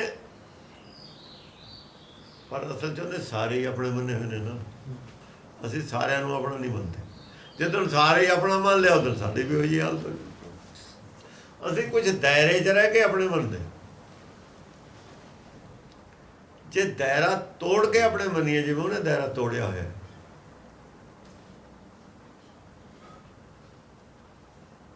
ਅਸੀਂ ਦਾਇਰੇ ਦੇ ਵਿੱਚ ਜਿੰਨੇ ਕੁ ਦੇਖ ਲਏ ਉਹਨੇ ਕੁ ਆਪਣੇ ਨੇ, ਜਿੰਨੇ ਕੁ ਨਹੀਂ ਦੇਖੇ ਉਹ ਆਪਣੇ ਨਹੀਂ ਹੈ। ਜਿੰਨਾ ਕੁ ਅਸੀਂ ਜਾਣਦੇ ਹਾਂ ਉਹਨੇ ਕਰ ਲਾਂਗੇ ਜਦ ਤੇ ਜਦ। ਸਾਡੀ ਦ੍ਰਿਸ਼ਟੀ ਦਾ ਫਰਕ ਹੈ, ਸੋਚ ਦਾ ਫਰਕ ਹੈ, ਸਮਝ ਦਾ ਫਰਕ ਹੈ। ਉਹਦੇ ਵਾਲੀ ਉਹ ਸਮਝ ਬੁੱਧੀ ਹੋਵੇ ਫਿਰ ਗੱਲ ਬਣਨੀ, ਉਹਦੇ ਵਾਲੀ ਉਹ ਦ੍ਰਿਸ਼ਟੀ ਹੋਵੇ ਫਿਰ ਗੱਲ ਬਣਨੀ। ਆ ਜਿਹੜੀ ਹੁਣ ਵਾਲੀ ਬੁੱਧੀ ਇਹਦੇ ਬਸ ਦੀ ਗੱਲ ਨਹੀਂ ਹੈ ਕਰਨਾ, ਹੁਣ ਵਾਲੀ ਸੋਚ ਦੇ ਬਸ ਦੀ ਗੱਲ ਨਹੀਂ ਹੈ। ਸ਼ਲੋਕ ਸੇਈ ਸ਼ਾਹ ਭਗਵੰਤ ਸੇ, ਸੱਚ ਸੰਪੇ ਹਰ ਰਾਸ। ਸ਼ਾਹ ਦੁਨੀਆ ਦੇ ਵਿੱਚ ਹੈਗੇ ਨੇ, ਸੰਸਾਰੀ ਧਨ ਵਾਲੇ, ਪਰ ਗੁਰਬਾਣੀ ਇਹ ਬਣਦੀ ਹੈ, ਯਾਨੀ ਐਂ ਕਹਿ ਲਓ ਸੱਚਖੰਡ ਦੀ ਨਿਗਾਹ ਦੇ ਵਿੱਚ ਸ਼ਾਹ ਉਹ ਹੈ ਜਿਹਦੇ ਕੋਲ ਸੱਚ ਦੀ ਦੌਲਤ ਹੈ, ਸੱਚ ਦੀ ਸੰਪत्ति ਹੈ। ਉਹ ਸੰਪत्ति ਹੈ ਜਿਹੜੀ ਨਾਸ ਨਹੀਂ ਹੁੰਦੀ, ਮਾਇਆ ਵਾਲੀ ਸੰਪत्ति ਨਹੀਂ ਹੈ। ਉਹ ਨਹੀਂ, ਜੇ ਹੈ ਤਾਂ ਵੀ ਉਹਦੇ ਨਾਲ ਲਿੰਕ ਨਹੀਂ ਰੱਖਦਾ, ਉਹਨੂੰ ਆਪਣੀ ਨਹੀਂ ਮੰਨਦਾ। ਸੱਚ ਉਹਦਾ ਆਪਣਾ, और वो सत स्वरूप है। आप सच, आप सच है और सच्चे उन्हें कमाया है। खटिया की है सच, उन्हें खटिया की है सब सच। ਸੱਚ ਦੀ ਸੰਪत्ति ਇਕੱਠੀ ਕੀਤੀ ਹੈ, ਝੂਠ ਨਾਲ ਲਿੰਕ ਰੱਖੇ, ਉਹ ਸ਼ਾਹ ਹੈ, ਭਗਵੰਤ ਸੇ ਉਹੀ ਭਗਵੰਤ ਹੈ। ਦੁਨੀਆ ਦੇ ਰਾਜ ਨਾਲ ਨਾ ਸ਼ਾਹ ਹੈ ਨਾ ਭਗਵੰਤ ਹੈ ਕੋਈ। ਇਹ ਜਿਹੜੇ ਰਾਜੇ ਹੋਏ ਨੇ, ਜਿਨ੍ਹਾਂ ਨੂੰ ਰਾਜ ਕਹਿ ਕੇ ਭਗਵਾਨ ਔਰ ਭਗਵੰਤ ਦਾ ਪਦਵੀ ਦੇ ਦਿੱਤੀ ਪੰਡਤਾਂ ਨੇ, ਘਟਤੇ ਥੇ। ਗੀਤਾ ਵਿੱਚ ਸੱਚ ਦਾ ਗਿਆਨ ਨਹੀਂ ਹੈ। ਰਾਮਚੰਦਰ ਨੇ ਸੱਚ ਦਾ ਗਿਆਨ ਨਹੀਂ ਕਰਾਇਆ। ਜਿਨ੍ਹਾਂ ਨੇ ਸੱਚ ਦਾ ਗਿਆਨ ਕਰਾਇਆ 10 ਅਵਤਾਰਾਂ ਨੇ, ਉਹਨਾਂ ਦੀ ਗੱਲ ਦਸਮ ਪਾਤਸ਼ਾਹ ਨੇ ਲਿਖੀ ਹੈ, ਜਿਨਵੇਂ ਰਵਿਆ ਰਾਮ ਹਮਾਰਾ। 14 ਅਵਤਾਰ ਤਾਂ ਕੱਟਤੇ, 10 ਤਾਂ ਰੱਖੇ ਨੇ, 10 ਹੀ ਭਗਵੰਤ ਤੇ। ਦੌਲਤ ਤਾਂ ਇਕੱਠੀ ਕਰਕੇ ਸਾਰਿਆਂ ਦੀ ਇੱਕ ਥਾਂ ਢੇਰ ਲਾਤਾ ਉਹਨਾਂ ਨੇ, ਵੀ ਆ ਲੈ ਜਾਓ, ਖਾਓ ਕਮਾਓ, ਪਰ ਸੱਚ ਦਾ ਉਪਦੇਸ਼ ਕਰੋ। ਦੌਲਤ ਨਾਲ ਨਹੀਂ ਪ੍ਰੇਮ ਕੀਤਾ, ਸੱਚ ਨਾਲ ਪ੍ਰੇਮ ਕੀਤਾ। ਪ੍ਰਚਾਰ ਸੱਚ ਦਾ ਕਰੋ, ਸੱਚ ਨੂੰ ਉੱਤੇ ਕਰ ਦਿਓ, ਦੌਲਤ ਨੂੰ ਥੱਲੇ ਕਰ ਦਿਓ। ਦੌਲਤ ਖਾਤਰ ਜੇ ਝੂਠਾ ਪ੍ਰਚਾਰ ਕਰਦੇ ਹੋ ਤਾਂ ਦੌਲਤ ਲੈ ਲਓ ਜਿੰਨੀ ਮਰਜ਼ੀ, ਖਜ਼ਾਨਾ ਖੁੱਲ੍ਹਾ ਹੀ ਹੈ। ਇਹਦੇ ਖਾਤਰ ਝੂਠ ਵੱਲ ਨਾ ਜਾਓ, ਸੱਚ ਵੱਲੇ ਰਹੋ। ਜੇ ਫੇਰ ਵੀ ਨਹੀਂ ਮੰਨਦੇ, ਉਹ ਭਲਾ ਤਾਂ ਕਿਉਂ ਨਹੀਂ ਕੋਈ ਮੰਨੂਗਾ? ਫਿਰ ਸ਼ਕਤੀ ਹੈ ਉਹਦੀ ਰਾਜੇ ਦੀ, ਉਹ ਭਗਵੰਤ ਸੀ। ਹਾਂ, ਸੱਚ ਦਾ ਪ੍ਰਚਾਰ ਕਿਸੇ ਕੋ ਨਹੀਂ ਹੈ, ਸੱਚ ਦਾ ਗਿਆਨ ਨਹੀਂ ਹੋਵੇ ਤੇ ਲੈ ਲਓ। ਉਹਨਾਂ ਕੋ ਆਪਣੇ ਕੋ ਸੱਚ ਦਾ ਗਿਆਨ ਸੀ। ਸਾਰੇ ਵਿਦਵਾਨ ਇਕੱਠੇ ਕਰਕੇ ਡਿਸਕਸ ਕੀਤਾ ਸੱਚ ਕੀ ਹੈ, ਆਪ ਗਿਆਨ ਕਰਾ ਵੀ ਸੱਚ ਹੈ। ਸਖਤੀ ਨਾਲ ਲਾਗੂ ਕੀਤਾ। ਰਾਜ ਜਿਹੜਾ ਤਾਕਤ ਸੀ ਰਾਜੇ ਦੀ, ਉਹ ਸੱਚ ਨੂੰ ਉੱਤੇ ਲਿਆਉਣ ਵਾਸਤੇ ਵਰਤੀ। ਉਹੀ ਕੰਮ ਖਾਲਸੇ ਨੇ ਕਰਨਾ। ਖਾਲਸਾ ਕਾਲਪੁਰਖ ਦੀ ਫੌਜ ਹੈ। ਸੱਚ ਰਾਜਾ ਨਹੀਂ ਇੱਥੇ ਕੋਈ ਵੀ ਬਣੂਗਾ, ਰਾਜਾ ਉਹੀ ਰਹੂਗਾ। ਰਾਜਾ ਕੌਣ ਹੈ? ਰਾਜਾ ਸੱਚ ਹੈ। ਹੁਕਮ ਦਾ ਹੈ ਉਹ ਸੱਚਖੰਡ ਦਾ ਹੁਕਮ ਜਿਹੜੇ ਚੱਲਦਾ ਨਾ, ਹੁਣ ਚੱਲਦਾ ਤਾਂ ਹੁਣ ਵੀ ਹੈ।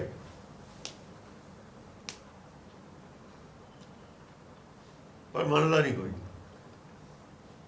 ਬਾਹਰ ਜਾ ਨਹੀਂ ਸਕਦਾ, ਮੰਨਦਾ ਵੀ ਨਹੀਂ, ਬਾਹਰ ਵੀ ਨਹੀਂ ਜਾ ਸਕਦਾ। ਜੇਲ੍ਹ 'ਚ ਵੀ ਹੈ, ਸਰਕਾਰ ਦੀ ਫਿਰ ਨਹੀਂ ਮੰਨਦੇ। ਕਹਿੰਦੇ ਜੇਲ੍ਹ 'ਚ ਰਹਿਣਾ ਮਨਜ਼ੂਰ ਹੈ, ਪਰ ਕਰਾਂਗੇ ਆਪਣੀ ਮਰਜ਼ੀ। ਬਸ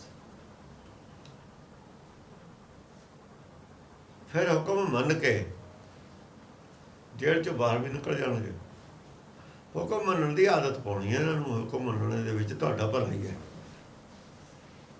ਯਾਨੀ ਇਹ ਸੀਗਾ ਜਿਹੜੀ ਗੱਲ ਹੈ ਨਾ ਉੱਥੇ ਹੁੰਦੀ, ਪਰਉਪਕਾਰ। ਬ੍ਰਹਮ ਗਿਆਨੀ ਪਰਉਪਕਾਰ ਉਮਾਹਾ। ਉਮਾਹਾ ਜਿਹੜਾ ਲਫ਼ਜ਼ ਹੈ ਉਹ ਆਇਆ ਉੱਥੇ।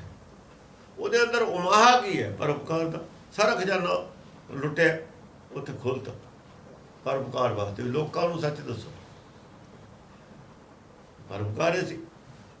ਜਿਹਨੂੰ ਦੌਲਤ ਦੀ ਭੁੱਖਾ ਲੈ ਜਾਓ, ਖਜ਼ਾਨਾ ਖੁੱਲ੍ਹਾ ਹੀ ਹੈ, ਜਿੰਨਾ ਮਰਜ਼ੀ ਲੈ ਜਾਓ। ਲੋੜ ਅਨੁਸਾਰ ਲਿਜਾਓ, ਲਿਜਾ ਕੇ ਰੱਖ ਲੂ, ਫਿਰ ਕਿਹੜਾ ਨਾਲ ਲੈ ਜਾਊ? ਲਿਜਾਊ ਫਾਲਤੂ ਕਿਉਂ? ਫਾਲਤੂ ਖਰਚੇ ਕਰੂ ਕਿਉਂ? ਜਦੋਂ ਸੱਚ ਦਾ ਪ੍ਰਚਾਰ ਕਰੂ, ਉਹਨੂੰ ਖਰਚ ਵੀ ਹਿਸਾਬ ਦਾ ਹੀ ਕਰਨਾ ਪੈਣਾ ਹੈ। ਵੱਧ ਕਰਦਾ ਹੀ ਨਹੀਂ ਪ੍ਰਚਾਰ ਨਹੀਂ ਹੁੰਦਾ। ਨਾਨਕ ਸੱਚ ਸੁਚੀ ਪਾਈਐ ਤਹਿ ਸੰਤਨ ਕੈ ਪਾਸ। ਜਿਹੜੇ ਭਗਵੰਤ ਨੇ, ਜਿਨ੍ਹਾਂ ਕੋਲ ਸੱਚ ਰਾਸ ਹੈ, ਜੇ ਸੱਚ ਦੀ ਪ੍ਰਾਪਤੀ ਕਰਨੀ ਹੈ ਔਰ ਸੁੱਚ ਦੀ ਪ੍ਰਾਪਤੀ ਕਰਨੀ ਹੈ। ਸੁੱਚ ਕੀ ਹੁੰਦੀ? ਪਹਿਲਾਂ ਸੱਚ ਸੁਣ ਕੇ ਹਿਰਦਾ ਸੁੱਚਾ ਹੁੰਦਾ, ਪਹਿਲੀ ਸਟੇਜ ਹੈ ਜਿਹੜੀ। ਸੁੱਚ ਹੋਵੇ ਤਾਂ ਸੱਚ ਪਾਈਏ। ਜਿੰਨਾ ਚਿਰ ਹਿਰਦਾ ਸੁੱਚਾ ਨਹੀਂ, ਉਹ 'ਚ ਸੱਚ ਨਿਵਾਸ ਨਹੀਂ ਕਰਦਾ, ਸੱਚ ਟਿਕਦਾ ਨਹੀਂ। ਪਹਿਲਾਂ ਵਿਕਾਰ ਛੱਡੇ ਜਾਂਦੇ, ਭਾਂਡਾ ਧੋਤਾ ਜਾਂਦਾ, ਵੈਸ ਧੂਪ ਦੇ ਪੁੱਤੋ ਦੂਧੇ ਕੋ ਜਾਓ।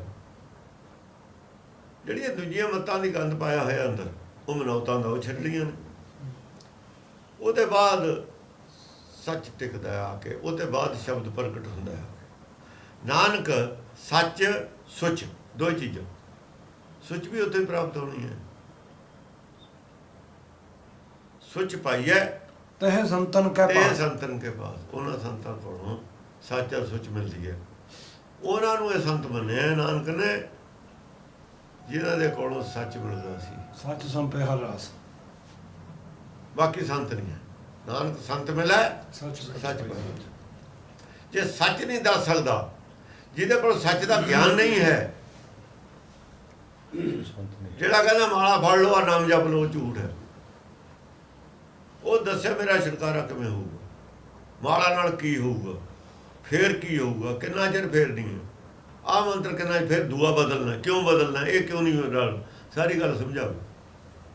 ਸਮਝਾਉਣਾ ਕੁਝ ਵੀ ਨਹੀਂ, ਕਿਉਂਕਿ ਹੋਵੇ ਕੋਲ ਕੋਈ ਤਾਂ ਸਮਝਾਵੇ। ਜੇ ਮਾਲਾ ਤੋਂ ਕੁਝ ਮਿਲਦਾ ਹੋਵੇ ਤਾਂ ਸਮਝਾਉਣ। ਸਭ ਠੱਗੀ ਹੈ ਧਰਮ ਦੇ ਨਾਲ। ਠੱਗੀ ਨੂੰ ਨੰਗਾ ਕੀਤਾ ਸੀ ਉਹ ਸੰਤ ਆ ਬੜੇ। ਫਿਰ ਮਾਲਾ ਵਿੱਚ ਦੇਣ ਲੱਗੇ, ਲਿਆ ਕੇ ਲੋਕਾਂ ਨੂੰ ਚੇਲੇ ਬਣਾ ਲਏ, ਮਾਲਾ ਫੇਰੀ ਜਾਓ। ਗੁਰਬਾਣੀ ਪੜ੍ਹਨੀ ਬੰਦ ਕਰਤੀ।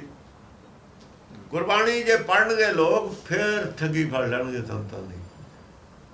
ਗੁਰਬਾਣੀ ਦਾ ਪੜ੍ਹਨ ਦਿੱਤੀ ਨਹੀਂ। ਜੇ ਪੜ੍ਹਾਈ ਦਾ ਅਰਥ ਬਦਲਤੇ, ਅਰਥ ਬਦਲ ਕੇ ਦੇ ਦਿੱਤੇ ਪੰਡਤ ਨੇ। ਪਹਿਲਾਂ ਹੀ ਮਾਲਾ ਹੈ ਹੀ ਪੰਡਤ ਦੀ, ਮਾਲਾ ਹੈ ਹੀ ਪੰਡਤ ਨਾਲ ਸੰਬੰਧ। ਧੋਤੀ ਟਿੱਕਾ ਤੇ ਤੇ ਜਪ ਤੇ ਜਮਾਲੀ, ਜਿੱਥੇ ਮਾਲਾ ਆਊ ਤੇ ਧੋਤੀ ਟਿੱਕਾ ਨਾਲ ਆਊ। ਧੋਤੀ ਟਿੱਕਾ ਛੱਡਿਆ, ਇਕੱਲੀ ਮਾਲਾ ਲੈ ਕੇ ਸਿੱਖ ਬਣ ਗਏ। 5.5 ਕਕਾਰਾਂ ਦੀ ਮਾਲਾ ਹੈ ਕਿੱਥੇ? ਸਾਡੇ ਘਰ 'ਚ ਮਾਲਾ ਕਿਵੇਂ ਆ ਬੜੀ? ਸਾਡੇ ਤਾਂ 5 ਨੇ ਪ੍ਰਕਾਰ। ਇੱਥੇ ਗੁਰੂ ਨਾਨਕ ਦੇਵ ਮਾਲਾ ਪਾਈ ਹੋਈ ਹੈ।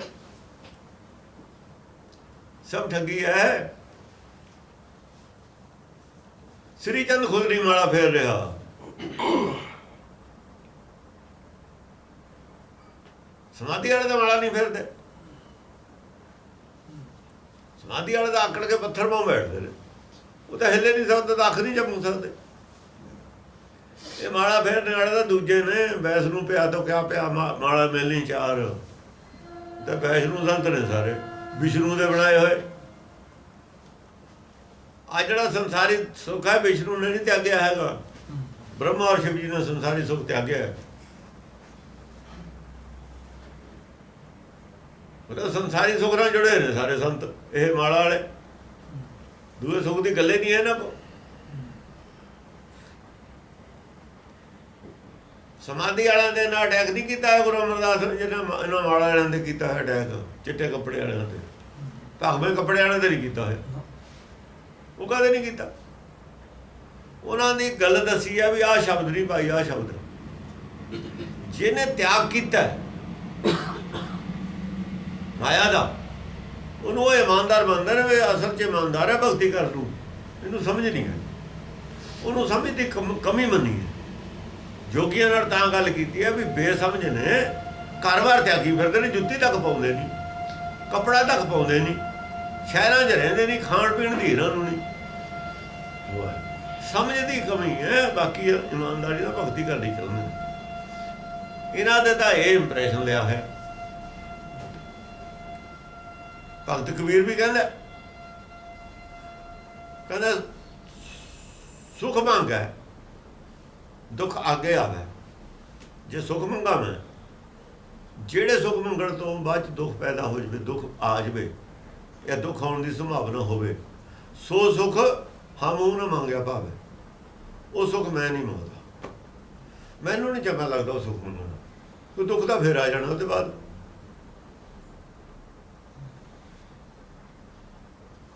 ਜਿਸ ਸੁਖ ਤੇ ਸ਼ਿਵ ਬ੍ਰਹਮ ਡਰਨ, ਜਿਹੜੇ ਸੁਖ ਤੋਂ ਸ਼ਿਵ ਜੀ ਬ੍ਰਹਮਾ ਦੋਏ ਡਰਦੇ ਨੇ। ਹੁਣ ਸ਼ਿਵ ਜੀ ਬ੍ਰਹਮਾ ਜਿਹੜੇ ਸੁਖ ਤੇ ਡਰਦੇ ਨੇ, ਸੰਸਾਰੀ ਸੁਖ ਹੈ, ਅਲਪ ਸੁਖ, ਜਿਹਨੂੰ ਅਲਪ ਸੁਖ ਕਿਹਾ। ਉਹ ਕੀ ਮੰਗਦੇ ਨੇ? ਉਹ ਮੰਗਦੇ ਨੇ ਪਰਮ ਸੁਖ। ਅਲਪ ਸੁਖ ਛਾੜ ਪਰਮ ਸੁਖ ਪਾਵਾ, ਇਹ ਤੇਰੀਆ ਉਹ ਕੰਤ ਕਹਾਵਾ। ਹੁਣ ਵਿਸ਼ਨੂੰ ਵਾਲੇ ਤਾਂ ਛੱਡ ਦਿੱਤੇ ਬਾਹਰ, ਕੱਢ ਦਿੱਤੇ ਇਸ ਲਾਈਨ ਤੋਂ। 6 ਵਾਰ ਬ੍ਰਹਮਾ ਵਾਲੇ ਨੇ। ਹੁਣ ਨਾਨਕ ਬ੍ਰਹਮਾ ਦਾ ਅਵਤਾਰ ਹੈ, ਬ੍ਰਹਮ ਗਿਆਨੀ ਹੈ, ਭਗਤ ਬ੍ਰਹਮ ਗਿਆਨੀ ਨੇ। ਸ਼ਿਵ ਵਾਲੇ ਵੀ ਡਰਦੇ ਨੇ ਅਲਪ ਸੁਖ ਤੋਂ, ਤਾਂ ਉਹਨਾਂ ਨੂੰ ਉਪਦੇਸ਼ ਕਰਦੇ ਨੇ। ਇਹਨਾਂ ਨੂੰ ਤਾਂ ਝੂਠੇ ਕਿਹਾ ਮਾਲਾ ਵਾਲਿਆਂ ਨੂੰ। ਰਾਉਂਡ ਹੈ ਸਾਰੀ। ਇਹ ਤਾਂ ਨਿਰੇ ਠੱਗ ਨੇ ਬਨਾਰਸ ਕੇ, ਜਿਹੜੇ ਜਿਹਨਾਂ ਜਪ ਮਾਲੀਆਂ ਉੱਥੇ ਵੀ ਮਾਲਾ ਵਾਲਿਆਂ ਦੀ ਗੱਲ ਹੈ। ਲੋਟੇ ਹੱਥ ਨੇ ਬਾਗੋ ਬੱਗੇ ਕੱਪੜੇ ਨੇ, ਚਿੱਟੇ ਕੱਪੜੇ ਨੇ। ਓਏ ਹਰ ਕੇ ਸੰਤ ਨਾ ਆਖੀਏ ਬਨਾਰਸ ਕੇ ਠੱਗ, ਉੱਥੇ ਵੀ ਮਾਲਾ ਵਾਲਿਆਂ ਦੀ ਉਹ ਗੱਲ ਹੈ। ਇਹਨਾਂ ਨੇ ਮਾਲਾ ਫੜਾਈ ਹੈ ਨਾਨਕ ਨੂੰ, ਆਪਣੇ ਘਰ ਮਾਲਾ ਫੜਾਤੀ ਵੀ ਸਾਡੇ ਅਸੀਂ ਉਹੀ ਹਾਂ। ਆਪਣੇ ਆਪ ਨੂੰ ਸੰਤ ਪ੍ਰੋਜੈਕਟ ਕਰਤਾ, ਡੇਰੇ ਬਣਾ ਲਏ, ਬਥੇਰੇ ਲੋਕ ਠੱਗ ਲਏ, ਬੇਵਕੂਫ ਬਣਾ ਲਏ। ਆਖਿਰ ਝੂਠ ਦਾ ਅੰਤ ਤਾਂ ਆਉਂਦਾ ਹੀ ਹੈ, ਅੰਤ ਕਿਹੜੀ ਚੀਜ਼ ਦਾ ਨਹੀਂ। ਕੂੜ ਨੇ ਖੁੱਟਿਆ ਨਾਨਕਾ ਓੜਕ ਸੱਚ ਰਹੀ, ਕੂੜ ਦਾ ਅੰਤ ਆਉਣਾ ਹੀ ਸੀ। ਹੁਣ ਇਹ ਸਾਬਤ ਕਰਨ ਵੀ ਅਸੀਂ ਕੋਈ ਝੂਠੇ ਨਹੀਂ ਹੈਗੇ।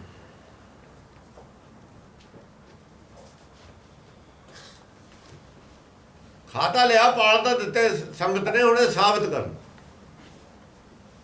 ਅਸੀਂ ਜੋ ਕੀਤਾ ਹੈ, ਅਸੀਂ ਜੋ ਹੈਗਾ, ਅਸੀਂ ਗੁਰਮਤਿ ਦਾ ਪ੍ਰਚਾਰ ਕੀਤਾ, ਸਾਬਤ ਇਹ ਕਰਨ ਵੀ ਮਾਲਾ ਕਿਉਂ ਫੜੀ ਹੋਈ ਹੈ, ਮਾਲਾ ਕੀ ਕਰੂਗੀ, ਕੀ ਤੁਹਾਡੇ ਵੱਡੇ ਵਡਿਆਰਾਂ ਕੋਲ ਸੀ, ਕੀ ਤੁਹਾਡੇ ਕੋਲ ਹੈ ਗੁਰਮਤਿ ਦਾ।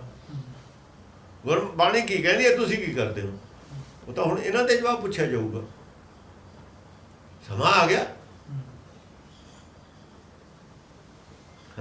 ਪੌੜੀ ਸੱਸਾ ਸੱਤ ਸੱਤ ਸੱਤ ਸੋਊ, ਸੱਸਾ ਸੱਤ ਸੱਤ ਸੱਤ ਸੋਊ। ਉਹ ਕੌਣ ਹੈ? ਸੱਤ ਸੱਤ ਸੱਤ, ਤਿੰਨਾਂ ਹੀ ਲੋਕਾਂ 'ਚ ਸੱਤ, ਸੰਸਾਰ 'ਚ ਸੋਊ। ਸੱਤ ਪੁਰਖ ਤੇ ਭਿੰਨ ਨਾ ਕਹੂ, ਸੱਤ ਪੁਰਖ ਤੇ ਭਿੰਨ ਨਾ। ਸੱਤ ਪੁਰਖ ਤੇ ਕੋਈ ਵੀ ਵੱਖਰਾ ਨਹੀਂ ਹੈ। ਇਹ ਸੱਤ ਸਰੂਪ ਹੈ, ਚਾਹੇ ਤ੍ਰੇਤੇ 'ਚ ਹੈ, ਚਾਹੇ ਕਲਯੁਗ 'ਚ ਹੈ, ਚਾਹੇ ਦੁਆਪਰ 'ਚ ਹੈ। ਪਰ ਇਹ ਹੁਣ ਆਪਣੇ ਸਰੂਪ ਨੂੰ ਭੁੱਲ ਗਿਆ, ਭੁੱਲ ਗਿਆ ਨਾ। ਪਰ ਮੈਂ ਭੁੱਲੀ ਵੇ ਜੈ ਚੰਦਾ ਤੇਰੀ ਨਗਰੀ, ਸਾਰੀ ਨਗਰੀ ਉਹ ਭਰਮ ਭੁੱਲ ਗਈ। ਮਾਇਆ ਭੁੱਲੀ ਨਾ, ਮਾਲਣ ਭੁੱਲੀ ਜਗ ਭੁਲਾਣਾ। ਕਬੀਰ ਕੀ ਕਹਿੰਦਾ? ਭੁੱਲੀ ਮਾਲਣੀ ਹੈ ਇਹ, ਉਹ ਸਤਿਗੁਰ ਜਾਗਤਾ ਹੈ ਤੇਰੇ। ਪਾਤੀ ਤੋੜੇ ਮਾਲਣੀ, ਪਾਤੀ ਪਾਤੀ ਜਿਓ। ਜਿਸ ਪਾਨ ਕੋ ਪਾਤੀ ਤੋੜੇ ਸੋ ਪਾਨ ਨਰ ਜਿਓ। ਦੇਖੋ ਪੱਤਾ ਤੋੜਦੀ ਹੈ, ਪੱਤਾ ਜਿਉਂਦਾ। ਜਿਹੜੇ ਪੱਥਰ ਤੇ ਚੜਾਉਣਾ, ਪੱਥਰ ਜਿਉਂਦਾ ਹੈ ਨਹੀਂ। ਯਾਨੀ ਜਿਉਂਦੀ ਚੀਜ਼ ਨੂੰ ਕੱਟ ਕੇ ਜਿਹੜੇ ਜਿਉਂਦੀ ਨਹੀਂ ਉਹ ਤੇ ਚੜਾਉਣਾ, ਗੁਰਬਾਣੀ ਅਨੁਸਾਰ ਪਾਪ ਹੈ। ਜਾਨ ਨਹੀਂ ਹੈ ਇੱਥੇ। ਜੋ ਚੀਜ਼ ਖਾਂਦੀ ਪੀਂਦੀ ਨਹੀਂ, ਉੱਥੇ ਜਾਨ ਨਹੀਂ ਹੈ। ਇਹ ਗੁਰੂ ਗ੍ਰੰਥ ਤੇ ਵੀ ਲਾਗੂ ਹੁੰਦੀ ਹੈ ਗੱਲ, ਲਾਗੂ ਹੁੰਦੀ ਹੈ ਗੱਲ।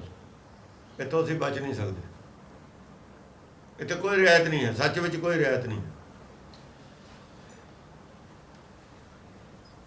ਸਾਰੇ ਥਾਂ ਲਾਗੂ ਹੋਊਗੀ। ਉਹਨਾਂ ਨੇ ਤਾਂ ਹੀ ਪੋਥੀ ਲਿਖਿਆ ਸੀ, ਉਹ ਵੀ ਲਿਖ ਸਕਦੇ ਸੀ। ਅਸੀਂ ਲਿਖ ਕੇ ਫਸ ਗਏ, ਗੁਰਬਾਣੀ ਦੀ ਸਮਝ ਨਹੀਂ ਸੀ।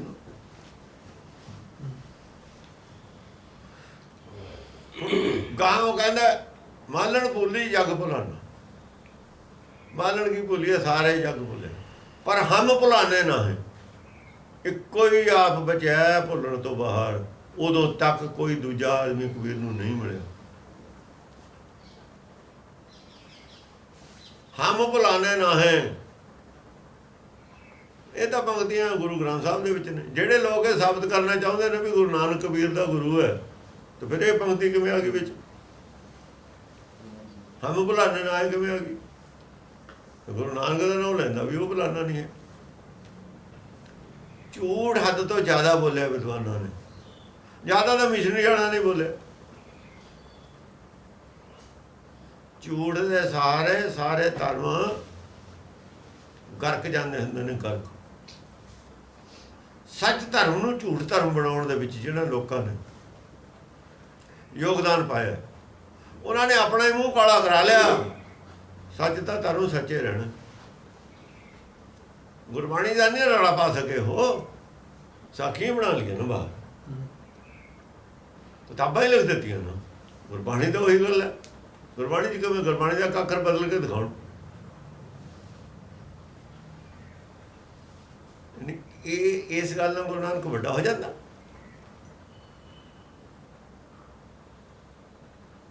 ਝੂਠ ਨਾਲ ਕੋਈ ਚੀਜ਼ ਵੱਡੀ ਨਹੀਂ ਹੋਈ ਕਦੇ। ਵੱਡਾ ਸੱਚ ਹੈ ਹਮੇਸ਼ਾ। ਸੱਚ ਤੋਂ ਥੱਲੇ ਛੱਡ ਦਿੱਤਾ ਸਭ ਕੁਝ ਲਿਆ ਕੇ।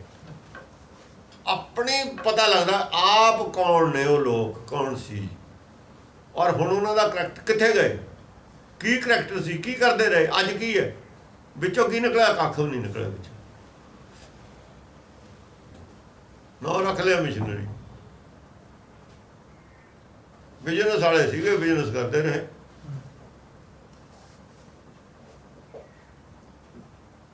ਦੋ ਕਰੋੜ ਦਾ ਲਿਟਰੇਚਰ ਕਹਿੰਦੇ ਸਾਡੇ ਦਾ ਕੀ ਹੋਊ ਜੇ ਅਸੀਂ ਗੱਲ ਮੰਨ ਲਈ। ਆਪਾਂ ਨੂੰ ਕਹਿੰਦੇ ਨਹੀਂ ਵੀ ਜੇ ਅਸੀਂ ਇਹ ਗੱਲ ਮੰਨ ਲਈਏ ਮੈਂ ਗੁਰਬਾਣੀ ਨੂੰ, ਸਾਡਾ 2 ਕਰੋੜ ਦਾ ਲਿਟਰੇਚਰ ਛਪਿਆ ਹੈ, ਸਾਡਾ ਤਾਂ ਬੇਕਾਰ ਹੋ ਜੂ। ਫਿਰ ਤੁਹਾਨੂੰ 2 ਕਰੋੜ ਰੁਪਈਏ ਦੀ ਚਿੰਤਾ ਹੈ, ਗੁਰੂ ਦੀ ਤਾਂ ਕੋਈ ਚਿੰਤਾ ਨਹੀਂ। ਬਿਜ਼ਨਸਮੈਨ ਖਤਮ ਹੋ ਗਿਆ। ਝੂਠ ਦੀ ਉਮਰ ਬਹੁਤ ਥੋੜੀ ਹੁੰਦੀ ਹੈ। ਸਿੱਖ ਕਾਹਦਾ ਜਿਹੜਾ ਝੂਠ ਨਾਲ ਜੁੜ ਗਿਆ, ਸਿੱਖ ਕਾਹਦਾ ਰਹਿ ਗਿਆ ਜਿਹੜਾ ਝੂਠ ਨਾਲ ਜੁੜ ਗਿਆ। ਭਗਵੰਤ ਕੌਣ ਹੈ, ਸ਼ਾਹ ਕੌਣ ਹੈ, ਜਿਨ੍ਹਾਂ ਕੋਲ ਸੱਚ ਪੂੰਜੀ ਰਾਸ ਹੈ। ਸੱਚ ਸੰਪੈ ਹਰੀ ਰਾਸ। ਸੱਚ ਸੰਪत्ति ਹੈ, ਜਿਨ੍ਹਾਂ ਨੇ ਸੱਚ ਇਕੱਠਾ ਕੀਤਾ ਹੈ, ਸੱਚ ਬੋਲਿਆ, ਸੱਚ ਸਮਝਿਆ, ਸੱਚ ਸਮਝਿਆ ਔਰ ਸੱਚ ਸਮਝਾਇਆ। ਸੱਚ ਹੈ ਗੁਰਬਾਣੀ 'ਚ, ਹੋਰ ਕਿਤੇ ਹੈ ਨਹੀਂ। ਉਹਨਾਂ ਨੇ ਨੜੇ ਝੂਠ ਵੇਚਿਆ, ਝੂਠ ਲਿਖਿਆ, ਝੂਠ ਪੜ੍ਹਿਆ, ਝੂਠ ਸਮਝਿਆ, ਝੂਠ ਸਮਝਾਇਆ। ਮੂੰਹ ਕਾਲਾ ਹੀ ਹੋਇਆ, ਫਿਰ ਹੋਰ ਕੀ ਹੋਊਗਾ, ਕੀ ਹੋਊਗਾ? ਮੂੰਹ ਕਾਲੇ ਤੋਂ ਸਿਵਾ ਕੀ ਹੋਊਗਾ? ਕੁਛ ਨਹੀਂ ਹੋਣਾ। ਧਰੋਹ ਕੀਤਾ ਉਹਨਾਂ ਲੋਕਾਂ ਨੇ, ਜਿਹੜੇ ਹੁਣ ਵੀ ਕਰ ਰਹੇ ਨੇ, ਧਰੋਹ ਕਰ ਰਹੇ ਨੇ। ਉਹ ਕਹਿੰਦੇ ਨੇ ਅਸੀਂ ਸਿੱਖੋ, ਕਰ ਰਹੇ ਨੇ ਧਰੋਹ। ਐ ਜਿਹਦਾ ਸਿੱਖ ਸੀਗੇ ਸ੍ਰੀ ਚੰਦ ਵਰਗੇ, ਅੱਗੇ ਵੀ ਮਿਹਰਬਾਨ ਵੀ ਸੀਗਾ। ਕੌਣ ਸੀ? ਗੁਰੂ ਘਰ 'ਚ ਸੀ। ਆਪਣੀ ਮੱਤ ਚਲਾਉਂਦੇ ਨੇ, ਆਪਣੀ ਗੁਰੂ ਦੀ ਮੱਤ ਛੱਡ ਕੇ ਆਪਣੀ ਚਲਾ ਲਈ। ਹਾਂਜੀ। ਸਤ ਸਤ ਸਤ ਸੋਊ, ਸਤਪੁਰਖ ਤੇ ਭਿੰਨ ਨਾ ਕੋਊ। ਸਤਪੁਰਖ ਤੇ ਭਿੰਨ ਨਾ ਕੋ। ਸਤਪੁਰਖ ਤੇ ਕੋਈ ਵੀ ਭਿੰਨ ਨਹੀਂ। ਸਤਪੁਰਖ ਕੌਣ? ਸਤਪੁਰਖ ਜਿਹਨੇ ਜਾਣਿਆ, ਸਤਿਗੁਰ ਤਿਸ ਕਾ ਨਾਮ। ਸਤਪੁਰਖ ਕੌਣ? ਸਤਪੁਰਖ ਹੁਕਮ ਹੈ। ਸਤ ਜੋਤ ਹੈ, ਪੁਰਖ ਹੁਕਮ ਹੈ। ਕਿਉਂਕਿ ਪੂਰਾ ਕਰਨਾ ਪੁਰਖ ਹੁੰਦਾ ਹੈ, ਸਰਗੁਣ।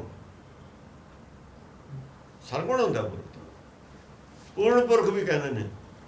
ਪੁਰਖ ਦੇ ਨਾਲ ਪੂਰਨ ਲੱਗਿਆ। ਪੂਰਨ ਪੁਰਖ ਅਚੁੱਤ ਬਨਾਸੀ, ਜਸ ਵੇਦ ਪੁਰਾਣੀ ਗਾਇਆ। ਪੂਰਨ ਪੁਰਖ ਹੁਕਮ ਹੈ, ਪੂਰਾ ਕਰਨ ਵਾਲਾ ਹੈ, ਸਭ ਨੂੰ ਮੰਜ਼ਿਲ ਤੱਕ ਪਹੁੰਚਾਉਣ ਵਾਲਾ ਹੈ। ਕੋਈ ਗਿਆਨ ਦੀ ਕਮੀ ਨਹੀਂ ਛੱਡਣ ਵਾਲਾ, ਕੋਈ ਕਮੀ ਨਹੀਂ ਹੈ ਪੂਰਾ। ਹਾਂਜੀ। ਸੋਊ ਸ਼ਰਨ ਪਰੈ ਜਿਹ ਪਾਇੰ। ਸੋ ਸ਼ਰਨ ਪਰ ਹੈ, ਸ਼ਰਨ ਉਹ ਪੈਂਦਾ ਜਿਹ ਪਾਇੰ। ਇਹ ਪਾਇਆ, ਜਿਹਨੂੰ ਪੂਰਾ ਗਿਆਨ ਦੇ ਦੇਵੇ, ਉਹ ਜਿਹਦੀ ਗਿਆਨ ਸਮਝ ਆ ਜਾਵੇ, ਜਿਹਦਾ ਕੋਈ ਇਹੋ ਜਿਹਾ ਜੋੜ ਮੇਲ ਬਣ ਜਾਵੇ, ਉਹ ਪਾ ਵੀ ਸਕਦਾ ਹੈ, ਸਮਰੱਥ ਹੈ ਨਾ। ਉਹ ਇਹੋ ਜਿਹੀ ਘਟਨਾ ਵੀ ਵਰਤ ਹੁੰਦਾ ਹੈ, ਐਸੀ ਘਟਨਾ ਵਰਤਾ ਦਿੰਦਾ ਜੇ ਉਹਦੀ ਮਰਜ਼ੀ ਹੋਵੇ। ਇਹ ਬਹੁਤ ਛੇਤੀ ਮੰਨ ਲੈਂਦਾ, ਨਾ ਮੰਨਣ ਵਾਲਾ ਆਦਮੀ ਵੀ ਮੰਨ ਲੈਂਦਾ। ਘਟਨਾ ਹੀ ਅਸੀਂ ਖੇੜੇ ਅਸੀਂ ਵਰਤਾ ਦਿੰਦਾ। ਉਹ ਜੋ ਮਰਜ਼ੀ ਕਰ ਸਕਦਾ ਹੈ, ਪਰ ਉੱਦਾਂ ਅਸੀਂ ਆਪਣੇ ਕਾਜ ਨੂੰ ਆਪੇ ਸਵਾਰਨਾ। ਸਵਾਰਨਾ ਤਾਂ ਉਦੋਂ ਵੀ ਆਪੇ ਪਊਗਾ। ਉਹ ਮੋੜ ਕੇ ਦੂਏ ਪਾਸੇ ਨੂੰ ਮੂੰਹ ਕਰ ਦਿੰਦਾ, ਕਾਜ ਉੱਥੇ ਵੀ ਆਪੇ ਸਵਾਰਨਾ ਪੈਂਦਾ। ਹਾਂ। ਸਿਮਰ ਸਿਮਰ ਗੁਣ ਗਾਏ ਸੁਣਾਏ। ਸਿਮਰ ਸਿਮਰ ਗੁਣ ਗਾਏ ਸਮਾਏ। ਜਿਹੜੇ ਉਹਨੂੰ ਸਿਮਰਦੇ ਰਹਿੰਦੇ ਨੇ, ਸਿਮਰਨ ਕਰਦੇ ਰਹਿੰਦੇ ਨੇ, ਸੱਚ ਨੂੰ ਸਿਮਰਦੇ ਰਹਿੰਦੇ ਨੇ, ਸੱਚ ਨੂੰ ਸਮਝਦੇ ਰਹਿੰਦੇ ਨੇ। ਅਸਲ 'ਚ ਸਿਮਰਨਾ ਹੁੰਦਾ ਇੱਛਾ ਰੱਖਣੀ। ਸਿਮਰਨ ਦੀ ਵੀ ਭੁੱਖ ਹੁੰਦੀ ਹੈ, ਭੁੱਖ ਦੇ ਬਿਨਾਂ ਸਿਮਰਿਆ ਨਹੀਂ ਜਾਂਦਾ। ਜਿਵੇਂ ਕੋਈ ਪਿਆਸਾ ਦਾ ਧਿਆਨ ਕੱਜ ਰਹੂ ਪਾਣੀ 'ਚ, ਭੁੱਖਾ ਆ ਉਹਦੇ ਧਿਆਨ ਕੱਜ ਰਹੂਗਾ, ਰੋਟੀ ਖਾਣ ਵਾਲੀ ਚੀਜ਼ ਕਿਸੇ ਖਾਣ ਨੂੰ ਮਿਲੇ, ਭੁੱਖ ਲੱਗਦੀ ਹੈ। ਇਵੇਂ ਸਿਮਰਨ ਦੀ ਵੀ ਇੱਛਾ। ਸਿਮਰ ਸਿਮਰ ਗੁਣ ਗਾਏ ਸੁਣਾਏ। ਸਿਮਰ ਸਿਮਰ ਕੇ ਸਮਝ ਕੇ ਉਹਨੇ ਗੁਣਾਂ ਨੂੰ ਉਹਦਿਆਂ ਨੂੰ ਗਾਇਆ ਔਰ ਸੁਣਾਇਆ ਹੈ। ਗੁਰਬਾਣੀ ਨੇ ਗੁਣ ਗਾ ਕੇ ਸੁਣਾਏ ਨੇ। ਜਿਹੜਾ ਭਗਵੰਤਾ ਜੀ ਤੋਂ ਕੋਈ ਸੱਚ ਪੂੰਜੀ ਰਾਸ ਹੁੰਦੀ ਹੈ, ਸਿਮਰਦਾ ਹੈ, ਸਮਝਦਾ ਹੈ, ਉਹਦੇ ਆ ਕੁਦਰਤ ਨੂੰ ਸਮਝਦਾ ਹੈ, ਉਹਦੇ ਹੁਕਮ ਨੂੰ ਸਮਝਦਾ, ਬੁੱਝਦਾ ਹੈ, ਔਰ ਹੁਕਮ ਦੀ ਉਹ ਵਿਆਖਿਆ ਕਰਦਾ ਹੈ, ਹੁਕਮ 'ਚੋਂ ਉਹਦੇ ਗੁਣ ਗਾਇਨ ਕਰਦਾ ਹੈ, ਲੋਕਾਂ ਨੂੰ ਸੁਣਾਉਂਦਾ ਹੈ। ਸੰਸੈ ਭਰਮ ਨਹੀਂ ਕਛ ਵਿਆਪਤ। ਉਹਨੂੰ ਨਾ ਕੋਈ ਸ਼ੰਕਾ ਰਹਿੰਦੀ, ਉਹਦੇ ਅੰਦਰ ਸੰਸਾਰ ਰਹਿੰਦਾ, ਨਾ ਉਹਦੇ ਅੰਦਰ ਭਰਮ ਰਹਿੰਦਾ। ਭਰਮ ਔਰ ਸੰਸਾਰ ਦੇ ਅੰਦਰ ਵੱਧਾ ਹੈ ਹੀ ਨਹੀਂ। ਭਰਮ ਔਰ ਸੰਸਾਰ ਵਿਦਵਾਨਾਂ ਨੇ ਹਿੱਸਾ 'ਚ ਆਇਆ ਹੋਇਆ, ਸਾਰਾ ਇਹਨਾਂ ਕੋਲੇ ਹੁੰਦਾ। ਜਿਹੜਾ ਵਿਦਵਾਨ ਹੈ ਸੰਸਾਰ ਭਰਮ, ਉਹ ਸਾਰਾ ਉਹਨਾਂ ਕੋਲੇ ਹੁੰਦਾ। ਜਾਂ ਫਿਰ ਆ ਪੁਜਾਰੀ ਵਰਗ ਕੋਲ ਹੁੰਦਾ। ਕਿਆ ਮਾਲ ਵਾਲੇ ਪੁਜਾਰੀ ਸੰਤ ਵਿੱਚ ਹੀ ਆ ਗਏ। ਪੂਜਾ ਦਾ ਧਾਨ ਖਾਣੇ ਵਾਲੇ ਪੁਜਾਰੀ ਉਹਨੇ ਸਾਰੇ, ਚਾਹੇ ਸੰਤ ਨੇ ਚਾਹੇ ਕੋਈ, ਇਹ ਪੁਜਾਰੀ ਨੇ। ਚੜਾਵੇ ਦਾ ਧਾਨ ਜਿਹੜਾ ਵੀ ਖਾਂਦਾ, ਉਹ ਸਾਰੇ ਪੁਜਾਰੀ ਨੇ। ਉਹ ਚਾਹੇ SGPC ਦੇ ਮੈਂਬਰ ਹੋਣ, ਚਾਹੇ ਪ੍ਰਧਾਨ ਵੀ ਹੋਵੇ, ਪੁਜਾਰੀਆਂ 'ਚ ਆ ਗਏ ਸਾਰੇ। ਧਾਨ ਪੂਜਾ ਦਾ ਜੋ ਖਾਂਦੇ ਨੇ। ਸੰਸੈ ਭਰਮ ਨਹੀਂ ਕਛ ਵਿਆਪਤ। ਪ੍ਰਗਟ ਪ੍ਰਤਾਪ ਤਾਹੂ ਕੋ ਜਾਪਤ। ਪ੍ਰਗਟ ਪ੍ਰਤਾਪ ਤਾਹੂ ਕੋ ਜਾਪਤ। ਉਹਦਾ ਹੀ ਪ੍ਰਤਾਪ ਜਿਹੜਾ ਪ੍ਰਗਟ, ਉਹਨੂੰ ਜਾਪਦਾ ਹਰ ਜਗ੍ਹਾ। ਆਪਣਾ ਪ੍ਰਤਾਪ ਨਹੀਂ। ਤਾਹੂ ਦਾ ਮਤਲਬ ਇੱਥੇ ਨਹੀਂ ਜਿਹੜਾ ਗੁਣ ਗਾ ਕੇ ਸੁਣਾਉਂਦਾ ਉਹ, ਨਾ ਨਾ ਨਾ। ਸਾਰੇ ਪਾਸੇ ਉਹ ਜਿਹੜਾ ਗੁਰਮੁਖ ਹੈ, ਉਹਨੂੰ ਪਰਮੇਸ਼ਰ ਦਾ ਪ੍ਰਤਾਪ ਹੀ ਸਾਰੇ ਪਾਸੇ ਪ੍ਰਗਟ ਰੂਪ 'ਚ ਲੱਗਦਾ ਹੈ। ਪ੍ਰਗਟ ਪ੍ਰਤਾਪ ਕੀ ਹੁਕਮ ਹੈ, ਹੁਕਮ ਉਹਦਾ ਪ੍ਰਤਾਪ ਹੈ, ਹੋਰ ਕੀ। ਹਰ ਜਗ੍ਹਾ ਹੁਕਮ ਉਹਨੂੰ ਸਰਵ ਵਿਆਪੀ ਜਾਪਦਾ ਹੈ। ਸਰਵ ਵਿਆਪੀ ਹੁਕਮ ਹੈ ਜਿਹੜਾ ਪਰਮੇਸ਼ਰ ਦਾ ਪ੍ਰਤਾਪ ਹੈ। ਪ੍ਰਤਾਪ ਦੇ ਵਿੱਚ ਕਿਰਪਾ ਵੀ ਹੁੰਦੀ ਹੈ। ਦੇਖੋ ਜਿਹੜਾ ਪ੍ਰਤਾਪ ਹੈ ਉਹਦੀ ਕਿਰਪਾ ਹੈ।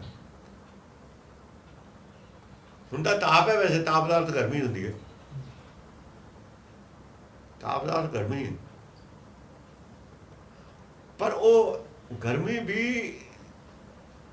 ਭਲਾ ਕਰਨ ਵਾਲੀ ਹੈ,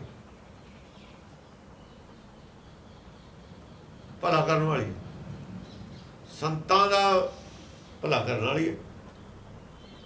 ਦੁਸ਼ਟਨ ਦਾ ਗਰੀਬ ਨਿਵਾਜਾ। ਪ੍ਰਤਾਪ ਦਾ ਮਤਲਬ ਇਹ ਹੈ। ਹੰਕਾਰੀਆਂ ਵਾਸਤੇ ਹੋਰ ਕਿਸਮ ਦਾ ਪ੍ਰਤਾਪ ਗਰਮ ਹੈ। ਜਿਵੇਂ ਸਰਕਾਰ ਦਾ ਪ੍ਰਤਾਪ ਹੈ, ਜਿਹੜੇ ਸਰਕਾਰ ਦੇ ਅਨੁਸਾਰੀ ਨੇ ਉਹਨਾਂ ਵਾਸਤੇ ਉਹ ਪਾਲਣਾ ਕਰਨ ਵਾਲਾ। ਜਿਹੜੇ ਦੂਏ ਨੇ, ਡਾਕੂ ਨੇ ਜਾਂ ਚੋਰ ਨੇ, ਬਦਮਾਸ਼ ਨੇ, ਉਹਨਾਂ ਵਾਸਤੇ ਡੰਡਾ ਬਣ ਕੇ ਹੁੰਦਾ। ਐ ਜਿਹਾ ਹੀ ਪਰਮੇਸ਼ਰ ਦਾ ਪ੍ਰਤਾਪ। ਸੋ ਸਾਧੂ ਇਹ ਪਹੁੰਚਣ ਹਾਰਾ। ਉਹੀ ਸਾਧੂ ਹੈ ਜਿਹਨੂੰ ਚਾਰੇ ਪਾਸੇ ਉਹਦਾ ਪ੍ਰਤਾਪ ਜਾਪਦਾ ਹੈ, ਉਹ ਸਾਧੂ ਹੈ। ਉਹੀ ਸਮਝੋ ਪਹੁੰਚ ਸਕੂਗਾ ਆਪਣੀ ਮੰਜ਼ਿਲ ਤੇ। ਸਰੀਰ ਛੱਡਣ ਤੋਂ ਬਾਅਦ ਉਹ ਸਮਝੋ ਸੱਚਖੰਡ ਦੇ ਵਿੱਚ ਨਿਵਾਸ ਰੱਖੂਗਾ। ਹੈ ਤਾਂ ਹੁਣ ਵੀ, ਜਾਣੀ ਸੰਸਾਰੀ ਲੋਕ ਸ਼ਾਇਦ ਉਹਨੂੰ ਨਾ ਮੰਨਦੇ ਹੋਣ। ਉਹਨੂੰ ਕਹਿੰਦੇ ਤੁਸੀਂ ਪਹੁੰਚਣ ਹਾਰਾ ਮੰਨ ਲਿਓ ਭਾਈ। ਜੇ ਤੁਹਾਨੂੰ ਕੋਈ ਸ਼ੰਕਾ ਵੀ ਹਾਲੇ ਸਰੀਰ ਹੈ, ਉਹ ਪਹੁੰਚਣ ਹਾਰਾ ਹੀ ਹੈ। ਨਾਨਕ ਤਾਕੈ ਸਦ ਬਲਿਹਾਰਾ। ਨਾਨਕ ਕਹਿੰਦਾ ਮੈਂ ਵੀ ਐਸੇ ਸੰਤ ਦੇ ਸਦ ਬਲਿਹਾਰੀ ਹਾਂ, ਐਸੇ ਗੁਰਮੁਖ ਦੇ ਸਦ ਬਲਿਹਾਰੀ ਹਾਂ। ਪਰਮੇਸ਼ਰ ਦੇ ਬਲਿਹਾਰੀ ਨਹੀਂ ਕਿਹਾ ਹੈ। ਪਰਮੇਸ਼ਰ ਦੇ ਕੀ ਬਲਿਹਾਰੀ? ਬਲਿਹਾਰੀ ਉਹਦੇ ਹੁੰਦਾ ਜਿਹੜਾ ਕੰਮ 'ਚੋਂ ਫੇਲ ਹੁੰਦਾ ਪਾਸ ਹੋ ਗਿਆ। ਬਹੁਤ ਵਾਰ ਫੇਲ ਹੋਇਆ, ਸਾਰੀ ਦੁਨੀਆ ਹੀ ਫੇਲ ਹੁੰਦੀ ਸੀ, ਪਰ ਉਹ ਇਕੱਲਾ ਹੀ ਪਾਸ ਹੋ ਗਿਆ। ਪਾਸ ਵੀ 100% ਤੇ ਹੋਇਆ। ਇੱਥੇ ਵੀ ਸਿਆਪਾ ਹੈ ਨਾ, ਇਹ ਤਾਂ 100% ਹੀ ਆਉਂਦੇ ਨੇ, ਇਹ ਫਿਰ ਫੇਲ ਹੈ। ਫੇਲ ਦੇ ਨੰਬਰਾਂ ਦਾ ਕੀ ਹੁੰਦਾ? ਫੇਲ ਦੇ ਨੰਬਰ ਗਿਣੀ ਦੇ, ਫੇਲ ਦੇ ਨਹੀਂ ਨੰਬਰ ਗਿਣੀਦੇ, ਨੰਬਰ ਪਾਸ ਦੇ ਗਿਣਦੇ ਹੁੰਦੇ ਨੇ।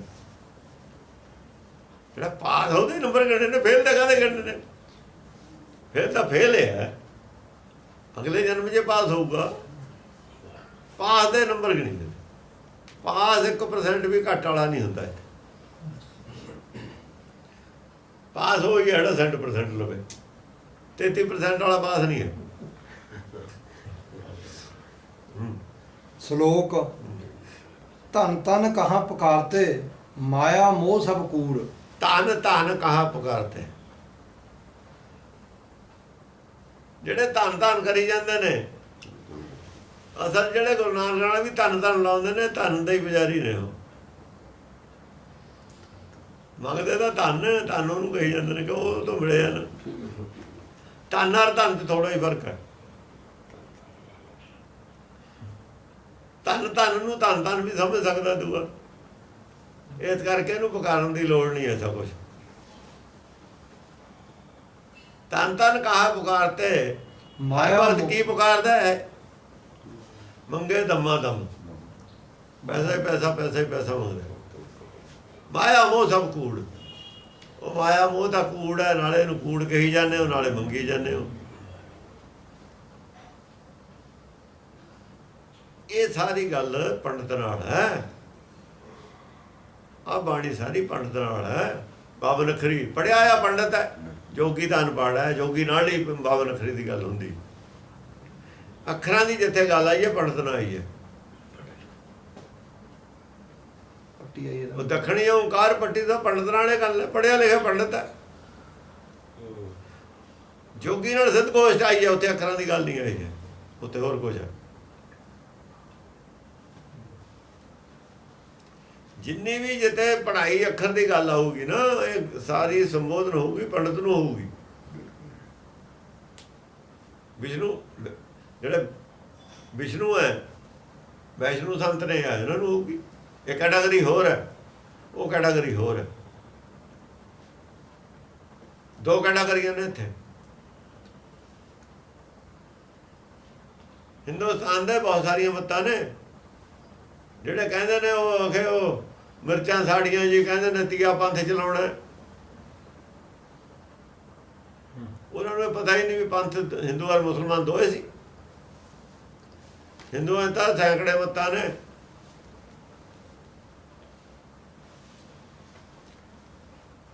ਤਿੰਨ ਤਾਂ ਉਹ ਸਿੱਧੀਆਂ ਹੀ ਨੇ।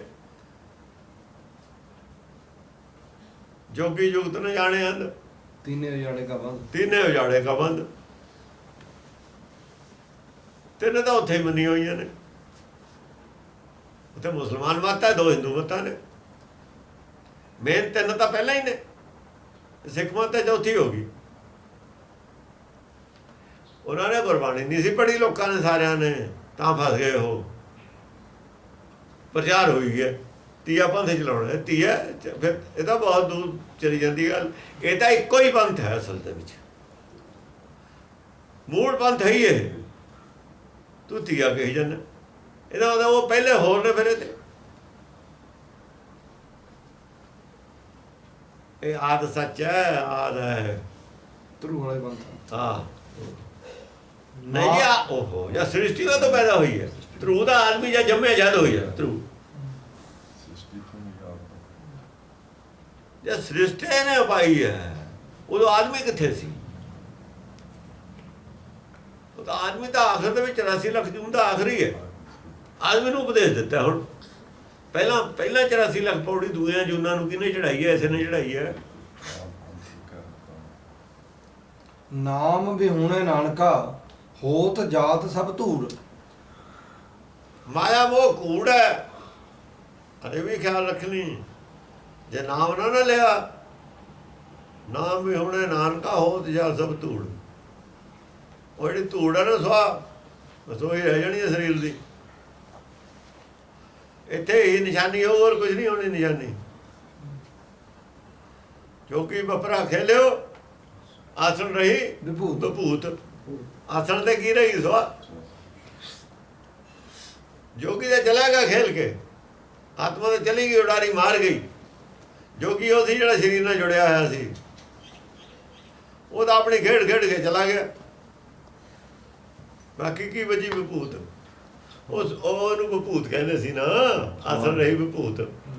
ਵਿਭੂਤ ਰਹਿ ਜੂ ਤੇਰੀ। ਇਹ ਵਿਭੂਤ ਹੀ ਦੇ ਰਿਹਾ ਸੀ ਲੋਕਾਂ ਨੂੰ, ਉਹ ਕੁੜੀਆਂ ਬਣ ਕੇ। ਪਵੜੀ ਧੱਦਾ ਧੂੜ ਪੁਨੀਤ ਤੇਰੇ ਜਨੂਆ। ਤੱਦਾ ਧੂੜ ਪੁਨੀਤ ਤੇਰੇ ਜਨੂਆ।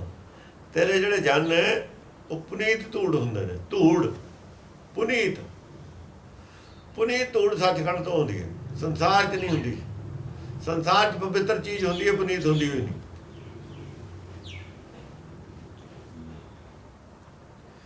ਪਵਿੱਤਰ ਹੁੰਦੀ ਹੈ, ਪਵਿੱਤਰ ਪਵਿੱਤਰ ਪਵਿੱਤਰ ਪੁਨੀਤ ਚਲੀ ਜਾਂਦੀ ਹੈ ਸੱਚਖੰਡ 'ਚ। ਪੁਨੀਤ ਵਸਤੂ ਸੱਚਖੰਡ 'ਚ। ਜਿਹੜੀ ਪਿਓਰ ਜੋਤ ਹੈ ਨਾ, ਪਿਓਰ ਜੋਤ, ਉਹ ਪੁਨੀਤ ਹੈ। ਜੋਤ ਜਦ ਧੂੜ ਸਰੂਪ ਹੈ। ਜੋਤ ਕੀ ਹੈ? ਚਾਨਣ ਹੈ, ਜਿਹੜਾ ਆਤਮ ਗਿਆਨ ਦੀ ਧੂੜ ਹੈ। ਜਦੋਂ ਬੋਲਦਾ ਹੈ ਨਾਨਕ, ਗੁਰਬਾਣੀ ਬੋਲਦੀ ਹੈ, ਇਹ ਜਿਹੜਾ ਗਿਆਨ ਹੈ ਉਹ ਧੂੜ ਹੈ। ਇਹਦੇ ਨਾਲ ਮਨ ਸਾਫ਼ ਹੁੰਦਾ। ਧਨ ਤੇਊ ਜੇ ਰੁਚਿਆ ਮਨੂਆ। ਜਿਹੜੇ ਤੇਰੇ ਜਨ ਹੁੰਦੇ ਨੇ ਉਹ ਧੂੜ ਪੁਨੀਤ ਹੁੰਦੇ ਨੇ। ਧੂੜ ਪੁਨੀਤ ਆਪ ਵੀ ਧੂੜ ਪੁਨੀਤ ਹੁੰਦੇ ਨੇ, ਉਹਦੇ ਵਿੱਚ ਸਮਾ ਜਾਂਦੇ ਨੇ। ਸ਼ਬਦ 'ਚ ਜਾਂ ਸਮਾਉਣਾ, ਧੂੜ ਪੁਨੀਤ ਬਣ ਕੇ ਸਮਾਇਆ ਜਾਊਗਾ। ਜਿਵੇਂ ਹਵਾ 'ਚ ਜੇ ਕੋਈ ਪੱਥਰ ਸਮਾਊਗਾ, ਪਹਿਲਾਂ ਉਹਨੂੰ ਪੀਸ ਕੇ ਬਰੀਕ ਹੋਣਾ ਪਊਗਾ, ਤਾਂ ਹੀ ਹਵਾ ਨਾਲ ਵਿੱਚ ਉੱਡੂਗਾ, ਆਕਾਸ਼ 'ਚ ਚੜੂਗਾ। ਧੂੜ ਪੁਨੀਤ ਤੇਰੇ ਜਨੂਆ। ਧਨ ਤੇਊ ਜੇ ਰੁਚਿਆ ਮਨੂਆ। ਧਨ ਉਹ ਆਦਮੀ ਨੇ ਜਿਨ੍ਹਾਂ ਦੇ ਅੰਦਰ ਇਸ ਧੂੜ ਦੀ, ਇਸ ਗਿਆਨ ਧੂੜ ਦੀ ਹੀ ਰੁਚੀ ਭੁੱਖ ਹੈ, ਇਸੇ ਗਿਆਨ ਦੀ ਇੱਛਾ ਹੈ, ਇਸ ਦੀ ਉਹ ਇੱਛਾ ਹੈ, ਇਸੇ ਨੂੰ ਟੋਲਦੇ ਫਿਰਦੇ ਨੇ, ਉਹ ਵੀ ਧਨ ਨੇ। ਗੁਰੂ ਅਮਰਦਾਸ ਉਸੇ ਨੂੰ ਟੋਲਦਾ ਫਿਰਦਾ ਸੀ, ਗੁਰੂ ਅੰਗਦ ਇਸੇ ਨੂੰ ਟੋਲਦਾ ਫਿਰਦਾ ਸੀ। ਪਰ ਐਂ ਦੱਸਿਆ ਸੀ ਵੀ ਆ ਦੇਵੀ ਤੋਂ ਮਿਲਦੀ ਹੈ, ਪਤਾ ਨਹੀਂ ਕੀ ਉਹ ਉਹਨਾਂ ਦੀ ਕੋ ਹੋਊਗੀ। ਉਹਨਾਂ ਨੇ ਦੇਵੀ ਜਨਾਨੀ ਬਣਾ। ਦੇਵੀ ਤਾਂ ਬਣਾਉਣੀ ਸੀ ਮੱਤ, ਗੁਰਮਤਿ ਦੇਵੀ ਹੈ, ਦੇਵੀ ਬਣਾਤੀ ਮੂਰਤੀ ਦੀ।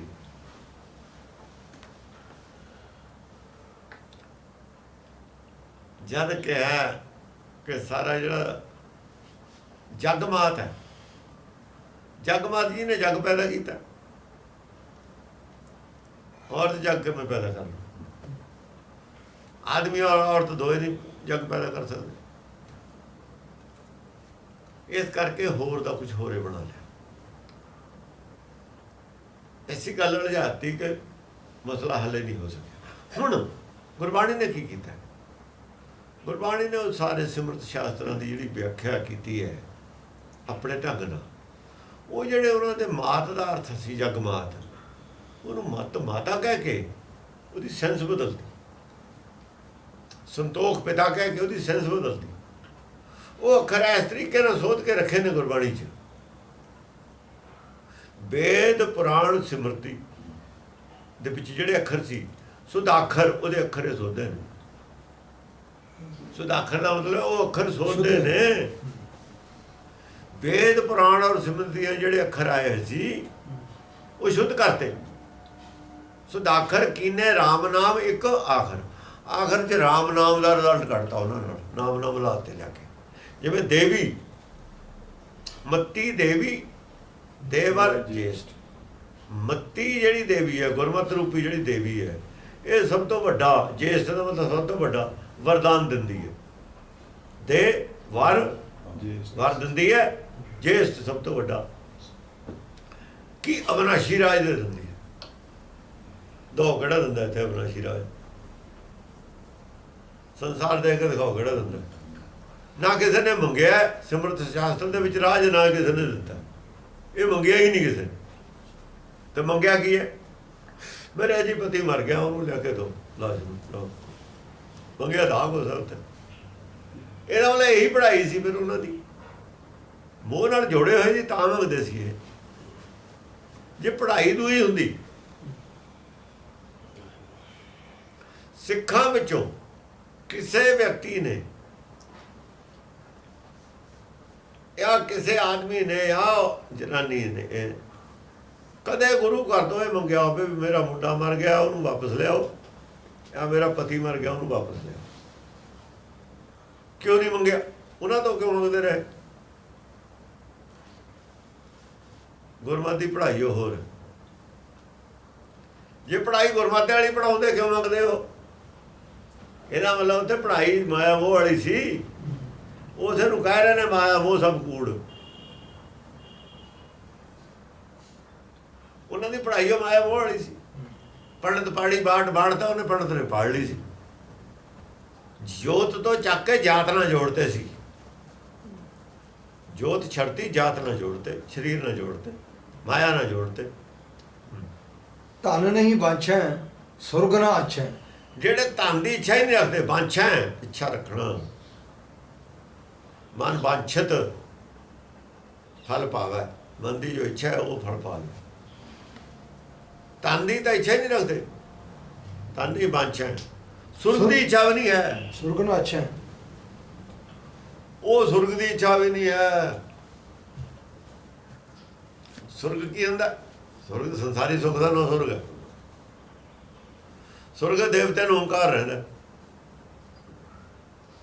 ਉਹ ਇੱਛਾ ਨਹੀਂ ਹੈ ਸੁਰਗ ਦੀ। ਸੁਰਗ ਤੇ ਹੈ ਹੀ ਨਹੀਂ, ਇਹ ਤਾਂ ਐਵੇਂ ਕਲਪਨਾ ਗੱਲਾਂ ਨੇ। ਨਾ ਸੁਰਗ ਆ ਕਿਤੇ ਨਾ ਨਰਕ ਆ। ਇੱਥੇ ਹੀ ਨਰਕ ਹੈ, ਇੱਥੇ ਹੀ ਸੁਰਗ ਹੈ। ਜਿਹੜੇ ਲੋਕ ਸੁਖੀ ਨੇ, ਦੀਦੇ ਸਾਨੂੰ ਸੁਰਗ 'ਚ ਲੱਗਦੇ ਨੇ, ਹੈ ਉਹ ਵੀ ਨਰਕ 'ਚ। ਉਹਨਾਂ ਨੂੰ ਪੁੱਛੀਏ ਤਾਂ ਉਹ ਨਰਕ 'ਚ ਨੇ, ਸਾਨੂੰ ਲੱਗਦਾ ਸੁਰਗ 'ਚ ਨੇ। ਅਤ ਪ੍ਰਿਯ ਪ੍ਰੀਤ ਸਾਧ ਰਜ ਰਾਚੈ। ਉਹਨਾਂ ਦੀ ਪ੍ਰੀਤ ਕਿਹਦੇ ਨਾਲ ਹੁੰਦੀ ਹੈ? ਭੁੱਖ ਕੀ ਹੁੰਦੀ ਹੈ? ਭੁੱਖ ਤਾਂ ਉਹਨਾਂ ਨੂੰ ਧੂੜ ਪਨੀਰ ਦੀ ਹੈ। ਸਾਧ ਦੀ ਜਿਹੜੀ ਰਾਜ ਹੈ, ਹੁਣ ਇੱਥੇ ਧੂੜ ਨੂੰ ਰਾਜ ਕਹਿ। ਅਤ ਪ੍ਰਿਯ ਪ੍ਰੀਤ ਸਾਧ ਰਜ ਰਾਚੈ। ਰਾਜ ਕੀ ਹੁੰਦੀ ਹੈ? ਇੱਕ ਫੁੱਲ ਹੁੰਦਾ ਨਾ ਜਿਹੜਾ ਖਿੜਦਾ, ਉਹਦੇ ਤੇ ਇੱਕ ਬਰੀਕ ਬਰੀਕ ਇੱਕ ਕਿਸਮ ਦੀ ਐਂ ਹੁੰਦੀ ਹੈ, ਕਦੇ ਕਦੇ ਲੱਗਦੀ ਸਫੇਦ ਸਫੇਦ ਵਿੱਚ, ਤੇ ਧੂੜ ਕਿਤੇ ਆ ਕੇ ਜੰਮੀ ਹੋਈ ਹੈ ਉੱਤੇ ਹੁੰਦੀ ਹੈ, ਉਹਦੇ ਟਿੱਕੀ ਫੁੱਲ ਦੇ ਉੱਤੇ ਲੱਗਦੀ ਹੈ, ਕਈ ਫੁੱਲਾਂ ਦੇ ਉੱਤੇ ਹੁੰਦੀ ਹੈ। ਉਹਨੂੰ ਰਾਜ ਕਹਿੰਦੇ ਨੇ। ਸਾਧ ਦੇ ਹਿਰਦੇ ਕਮਲ ਦੇ ਵਿੱਚੋਂ ਖਿੜਿਆ ਹੁੰਦਾ ਨਾ ਜਦ, ਉਹ 'ਚੋਂ ਰਾਜ ਨਿਕਲਦੀ ਹੈ, ਹਵਾ ਨਾਲ ਉੱਡ ਕੇ ਆਉਂਦੀ। ਰਾਜ ਤਾਂ ਅਸਲ ਜਿਸ ਸਾਧ ਹਿਰਦੇ 'ਚ ਹੁੰਦੀ ਹੈ। ਫੁੱਲ 'ਤੇ ਵੀ ਉਹ ਜਿਹਾ ਇੱਕ ਨਕਸ਼ਾ ਬਣਿਆ ਹੋਇਆ ਹੁੰਦਾ ਹੈ। ਜੇ ਸਮਝਣਾ ਹੋਵੇ ਬਾਹਰੋਂ, ਜੇ ਬਾਹਰੋਂ ਵੱਲ ਸਮਝਾਉਣੀ ਹੋਵੇ, ਐਂ ਲੱਗਦਾ ਵੀ ਇਹਦੇ 'ਤੇ ਧੂੜ ਜੀ ਆਈ ਹੋਈ ਹੈ। ਫੁੱਲਾਂ ਦੇ ਉੱਤੇ ਹੁੰਦੀ ਹੈ, ਵਿਚਾਲੀਆਂ ਪੱਤੀਆਂ ਦੇ ਵਿੱਚ, ਤਾਜ਼ੇ ਤਾਜ਼ੇ ਫੁੱਲਾਂ ਦੇ। ਸਾਧ ਰਜ ਰਾਚੈ। ਧੰਦੇ ਕਹਾਂ ਵਿਆਪੈ। ਸਾਧ ਦੇ ਜਿਹੜੀ ਹਿਰਦੇ 'ਚੋਂ ਗੱਲ ਆਉਂਦੀ ਹੈ ਨਾ, ਅੰਦਰੋਂ ਬਾਣੀ, ਉਹਦੀ ਉਹਨਾਂ ਨੂੰ ਰੁਚੀ ਹੁੰਦੀ ਹੈ, ਉਹਦੀ ਉਹ ਭੁੱਖ ਹੁੰਦੀ ਹੈ, ਉਹਦੇ ਨਾਲ ਰਚੇ ਵਿਚੇ ਹੁੰਦੇ ਨੇ, ਉਹੀ ਉਹਨਾਂ ਦਾ ਟੇਸਟ ਹੁੰਦਾ, ਉਹੀ ਉਹਨਾਂ ਦੀ ਖੁਰਾਕ ਹੁੰਦੀ ਹੈ। ਧੰਦੇ ਕਹਾਂ ਵਿਆਪੈ ਤਾਹੂ। ਉਹਨਾਂ ਨੂੰ ਧੰਦਾ ਕਿੱਥੇ ਵਿਆਪਦਾ? ਉਹ ਧਰਮ ਨੂੰ ਧੰਦਾ ਨਹੀਂ ਬਣਾ ਸਕਦੇ। ਸੰਸਾਰੀ ਧੰਦੇ 'ਚ ਉਹਨਾਂ ਦਾ ਜੀਅ ਨਹੀਂ ਲੱਗਦਾ ਹੈਗਾ। ਕਰਦੇ ਨੇ, ਕਬੀਰ ਵੀ ਕਰ ਰਿਹਾ ਕੰਮ, ਕੰਮ ਕਰ ਰਿਹਾ, ਧੰਦਾ ਨਹੀਂ ਕਰ ਰਿਹਾ। ਧੰਦਾ ਹੋਰ ਚੀਜ਼ ਹੈ, ਕੰਮ ਹੋਰ ਚੀਜ਼ ਹੈ। ਹੱਥ ਪੈਰ ਕਰ ਕੰਮ ਸਭ। ਰਵਿਦਾਸ ਵੀ ਕਰਦਾ, ਧੰਦਾ ਖੇਤੀ ਕਰਦਾ। ਉਹਨਾਂ ਨੂੰ ਧੰਦਾ ਨਹੀਂ ਵਿਆਪ। ਧੰਦਾ ਕਦ ਵਿਆਪਦਾ? ਜਦ ਸੰਸਾਰੀ ਕੰਮ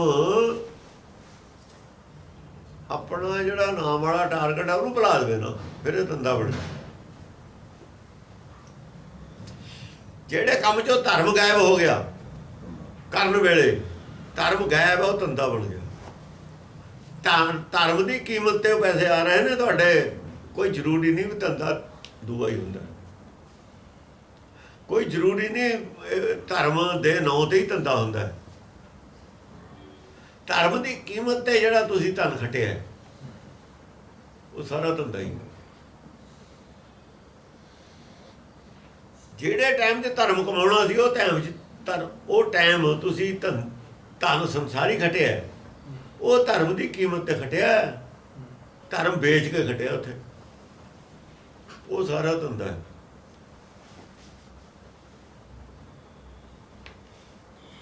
ਇਹ ਵੀ ਧੰਦਾ, ਇਹ ਧੰਦਾ ਮੂਰਖਾਂ ਦਾ।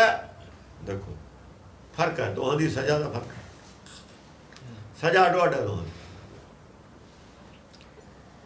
ਇਹਨੇ ਪੈਰ ਕੁਹਾੜਾ ਆਪਣੇ ਕਾਫਲ ਨੇ ਆਪਣੇ ਹੱਥ ਮਾਰੇ, ਇਹ ਮੂਰਖ ਹੈ। ਇਸ ਕੰਮ ਕਰਨ ਵਾਲੇ ਨੂੰ ਮੂਰਖ ਮੰਨਿਆ, ਉਸ ਕੰਮ ਕਰਨ ਵਾਲੇ ਨੂੰ ਸ਼ੈਤਾਨ ਮੰਨਿਆ। ਸਜ਼ਾ ਅੱਡੋ ਅੱਡ ਹੈ। ਉਹ ਭੇਖ ਦਿਖਾਇਓ ਜਗਤ ਕੋ ਲੋਗਨ ਕੋ, ਬਸ ਕੀ ਵਾਲੀ ਕੈਟਾਗਰੀ 'ਚ ਇਹ ਨਹੀਂ ਆਉਂਦੇ। ਇਹ ਧੰਦੇ ਵਾਲੇ, ਉਹ ਧੰਦੇ ਵਾਲੇ ਭੇਖ ਦਿਖਾਇਓ ਜਗਤ ਕੋ ਲੋਗਨ ਕੋ, ਬਸ ਕੀ ਵਾਲੀ ਕੈਟਾਗਰੀ 'ਚ ਆਉਣਗੇ, ਜਿਨ੍ਹਾਂ ਨੇ ਧਰਮ ਨੂੰ ਹੀ ਧੰਦਾ ਬਣਾ ਕੇ ਪੈਸੇ ਇਕੱਠੇ। ਉਹ ਦਫਾ ਇਹਨਾਂ ਤੇ ਨਹੀਂ ਲੱਗਦੀ। ਹਾਂ, ਉਹ ਦਫਾ ਨਹੀਂ ਲੱਗਦੀ। ਇਹਦਾ ਕਤਲ ਹੈ ਪਰ 304 ਦਫਾ ਲੱਗੂ, ਉਹ 302 ਲੱਗੂ।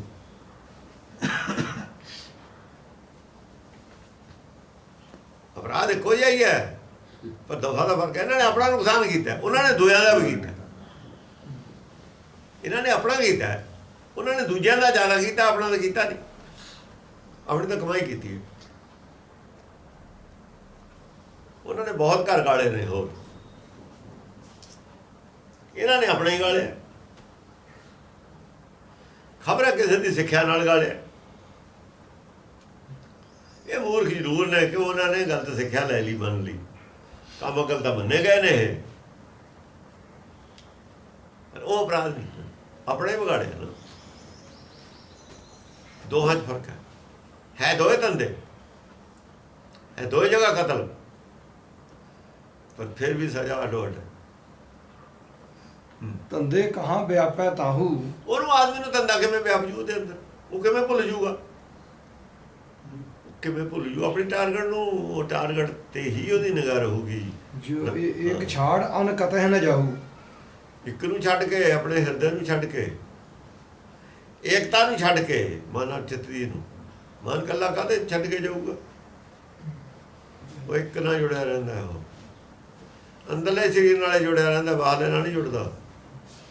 ਇੱਕ ਦਾ ਮਤਲਬ ਜਦ ਇੱਕ ਆਊਗਾ, ਅੰਦਰਲਾ ਸਰੀਰ ਆਊਗਾ।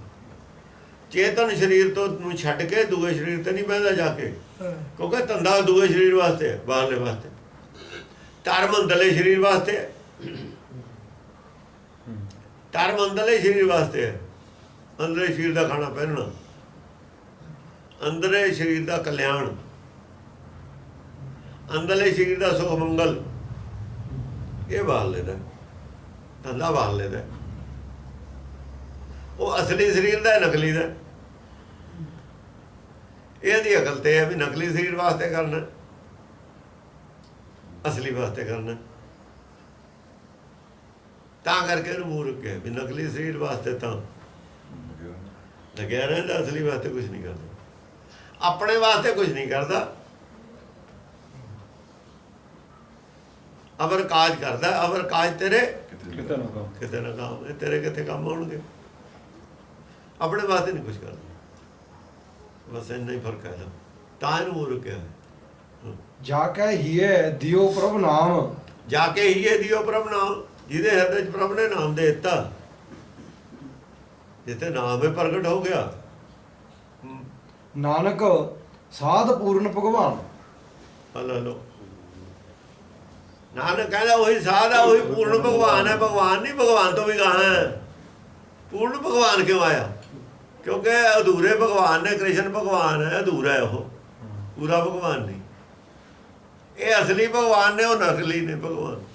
ਰਾਮ ਵੀ ਭਗਵਾਨ ਨਕਲੀ ਹੈ। ਉਹ ਜਿਹੜੇ 10 ਨੇ ਨਾ ਭਗਵਾਨ, ਉਹਨਾਂ 'ਚ ਹੈ ਅਵਤਾਰ, ਜਿਹੜੇ 10 ਨੇ ਉਹ ਪੂਰਨ ਭਗਵਾਨ, ਉਹ ਪੂਰਨ ਭਗਵਾਨ ਨੇ, ਉਹ ਭਗਵਾਨ ਨੇ।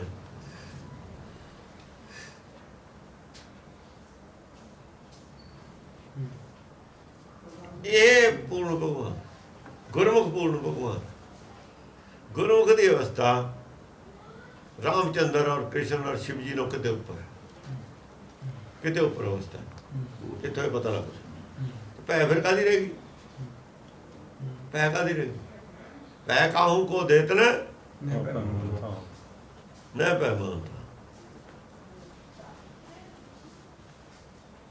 ਜਿਹੜਾ ਦਸੂੰ ਦੀ ਬਾਣੀ ਹੈ ਉਹ ਤਾਂ ਕੰਬਦੇ ਨੇ ਪੜ੍ਹਦੇ ਲੋਕ ਉਹਨਾਂ ਨੂੰ ਡਰਦੇ ਨੇ ਜਦੋਂ ਆਉਂਦਾ ਸ਼ਿਵ ਜੀ ਦੇ ਖਿਲਾਫ ਆਉਂਦੀ ਹੈ ਗੱਲ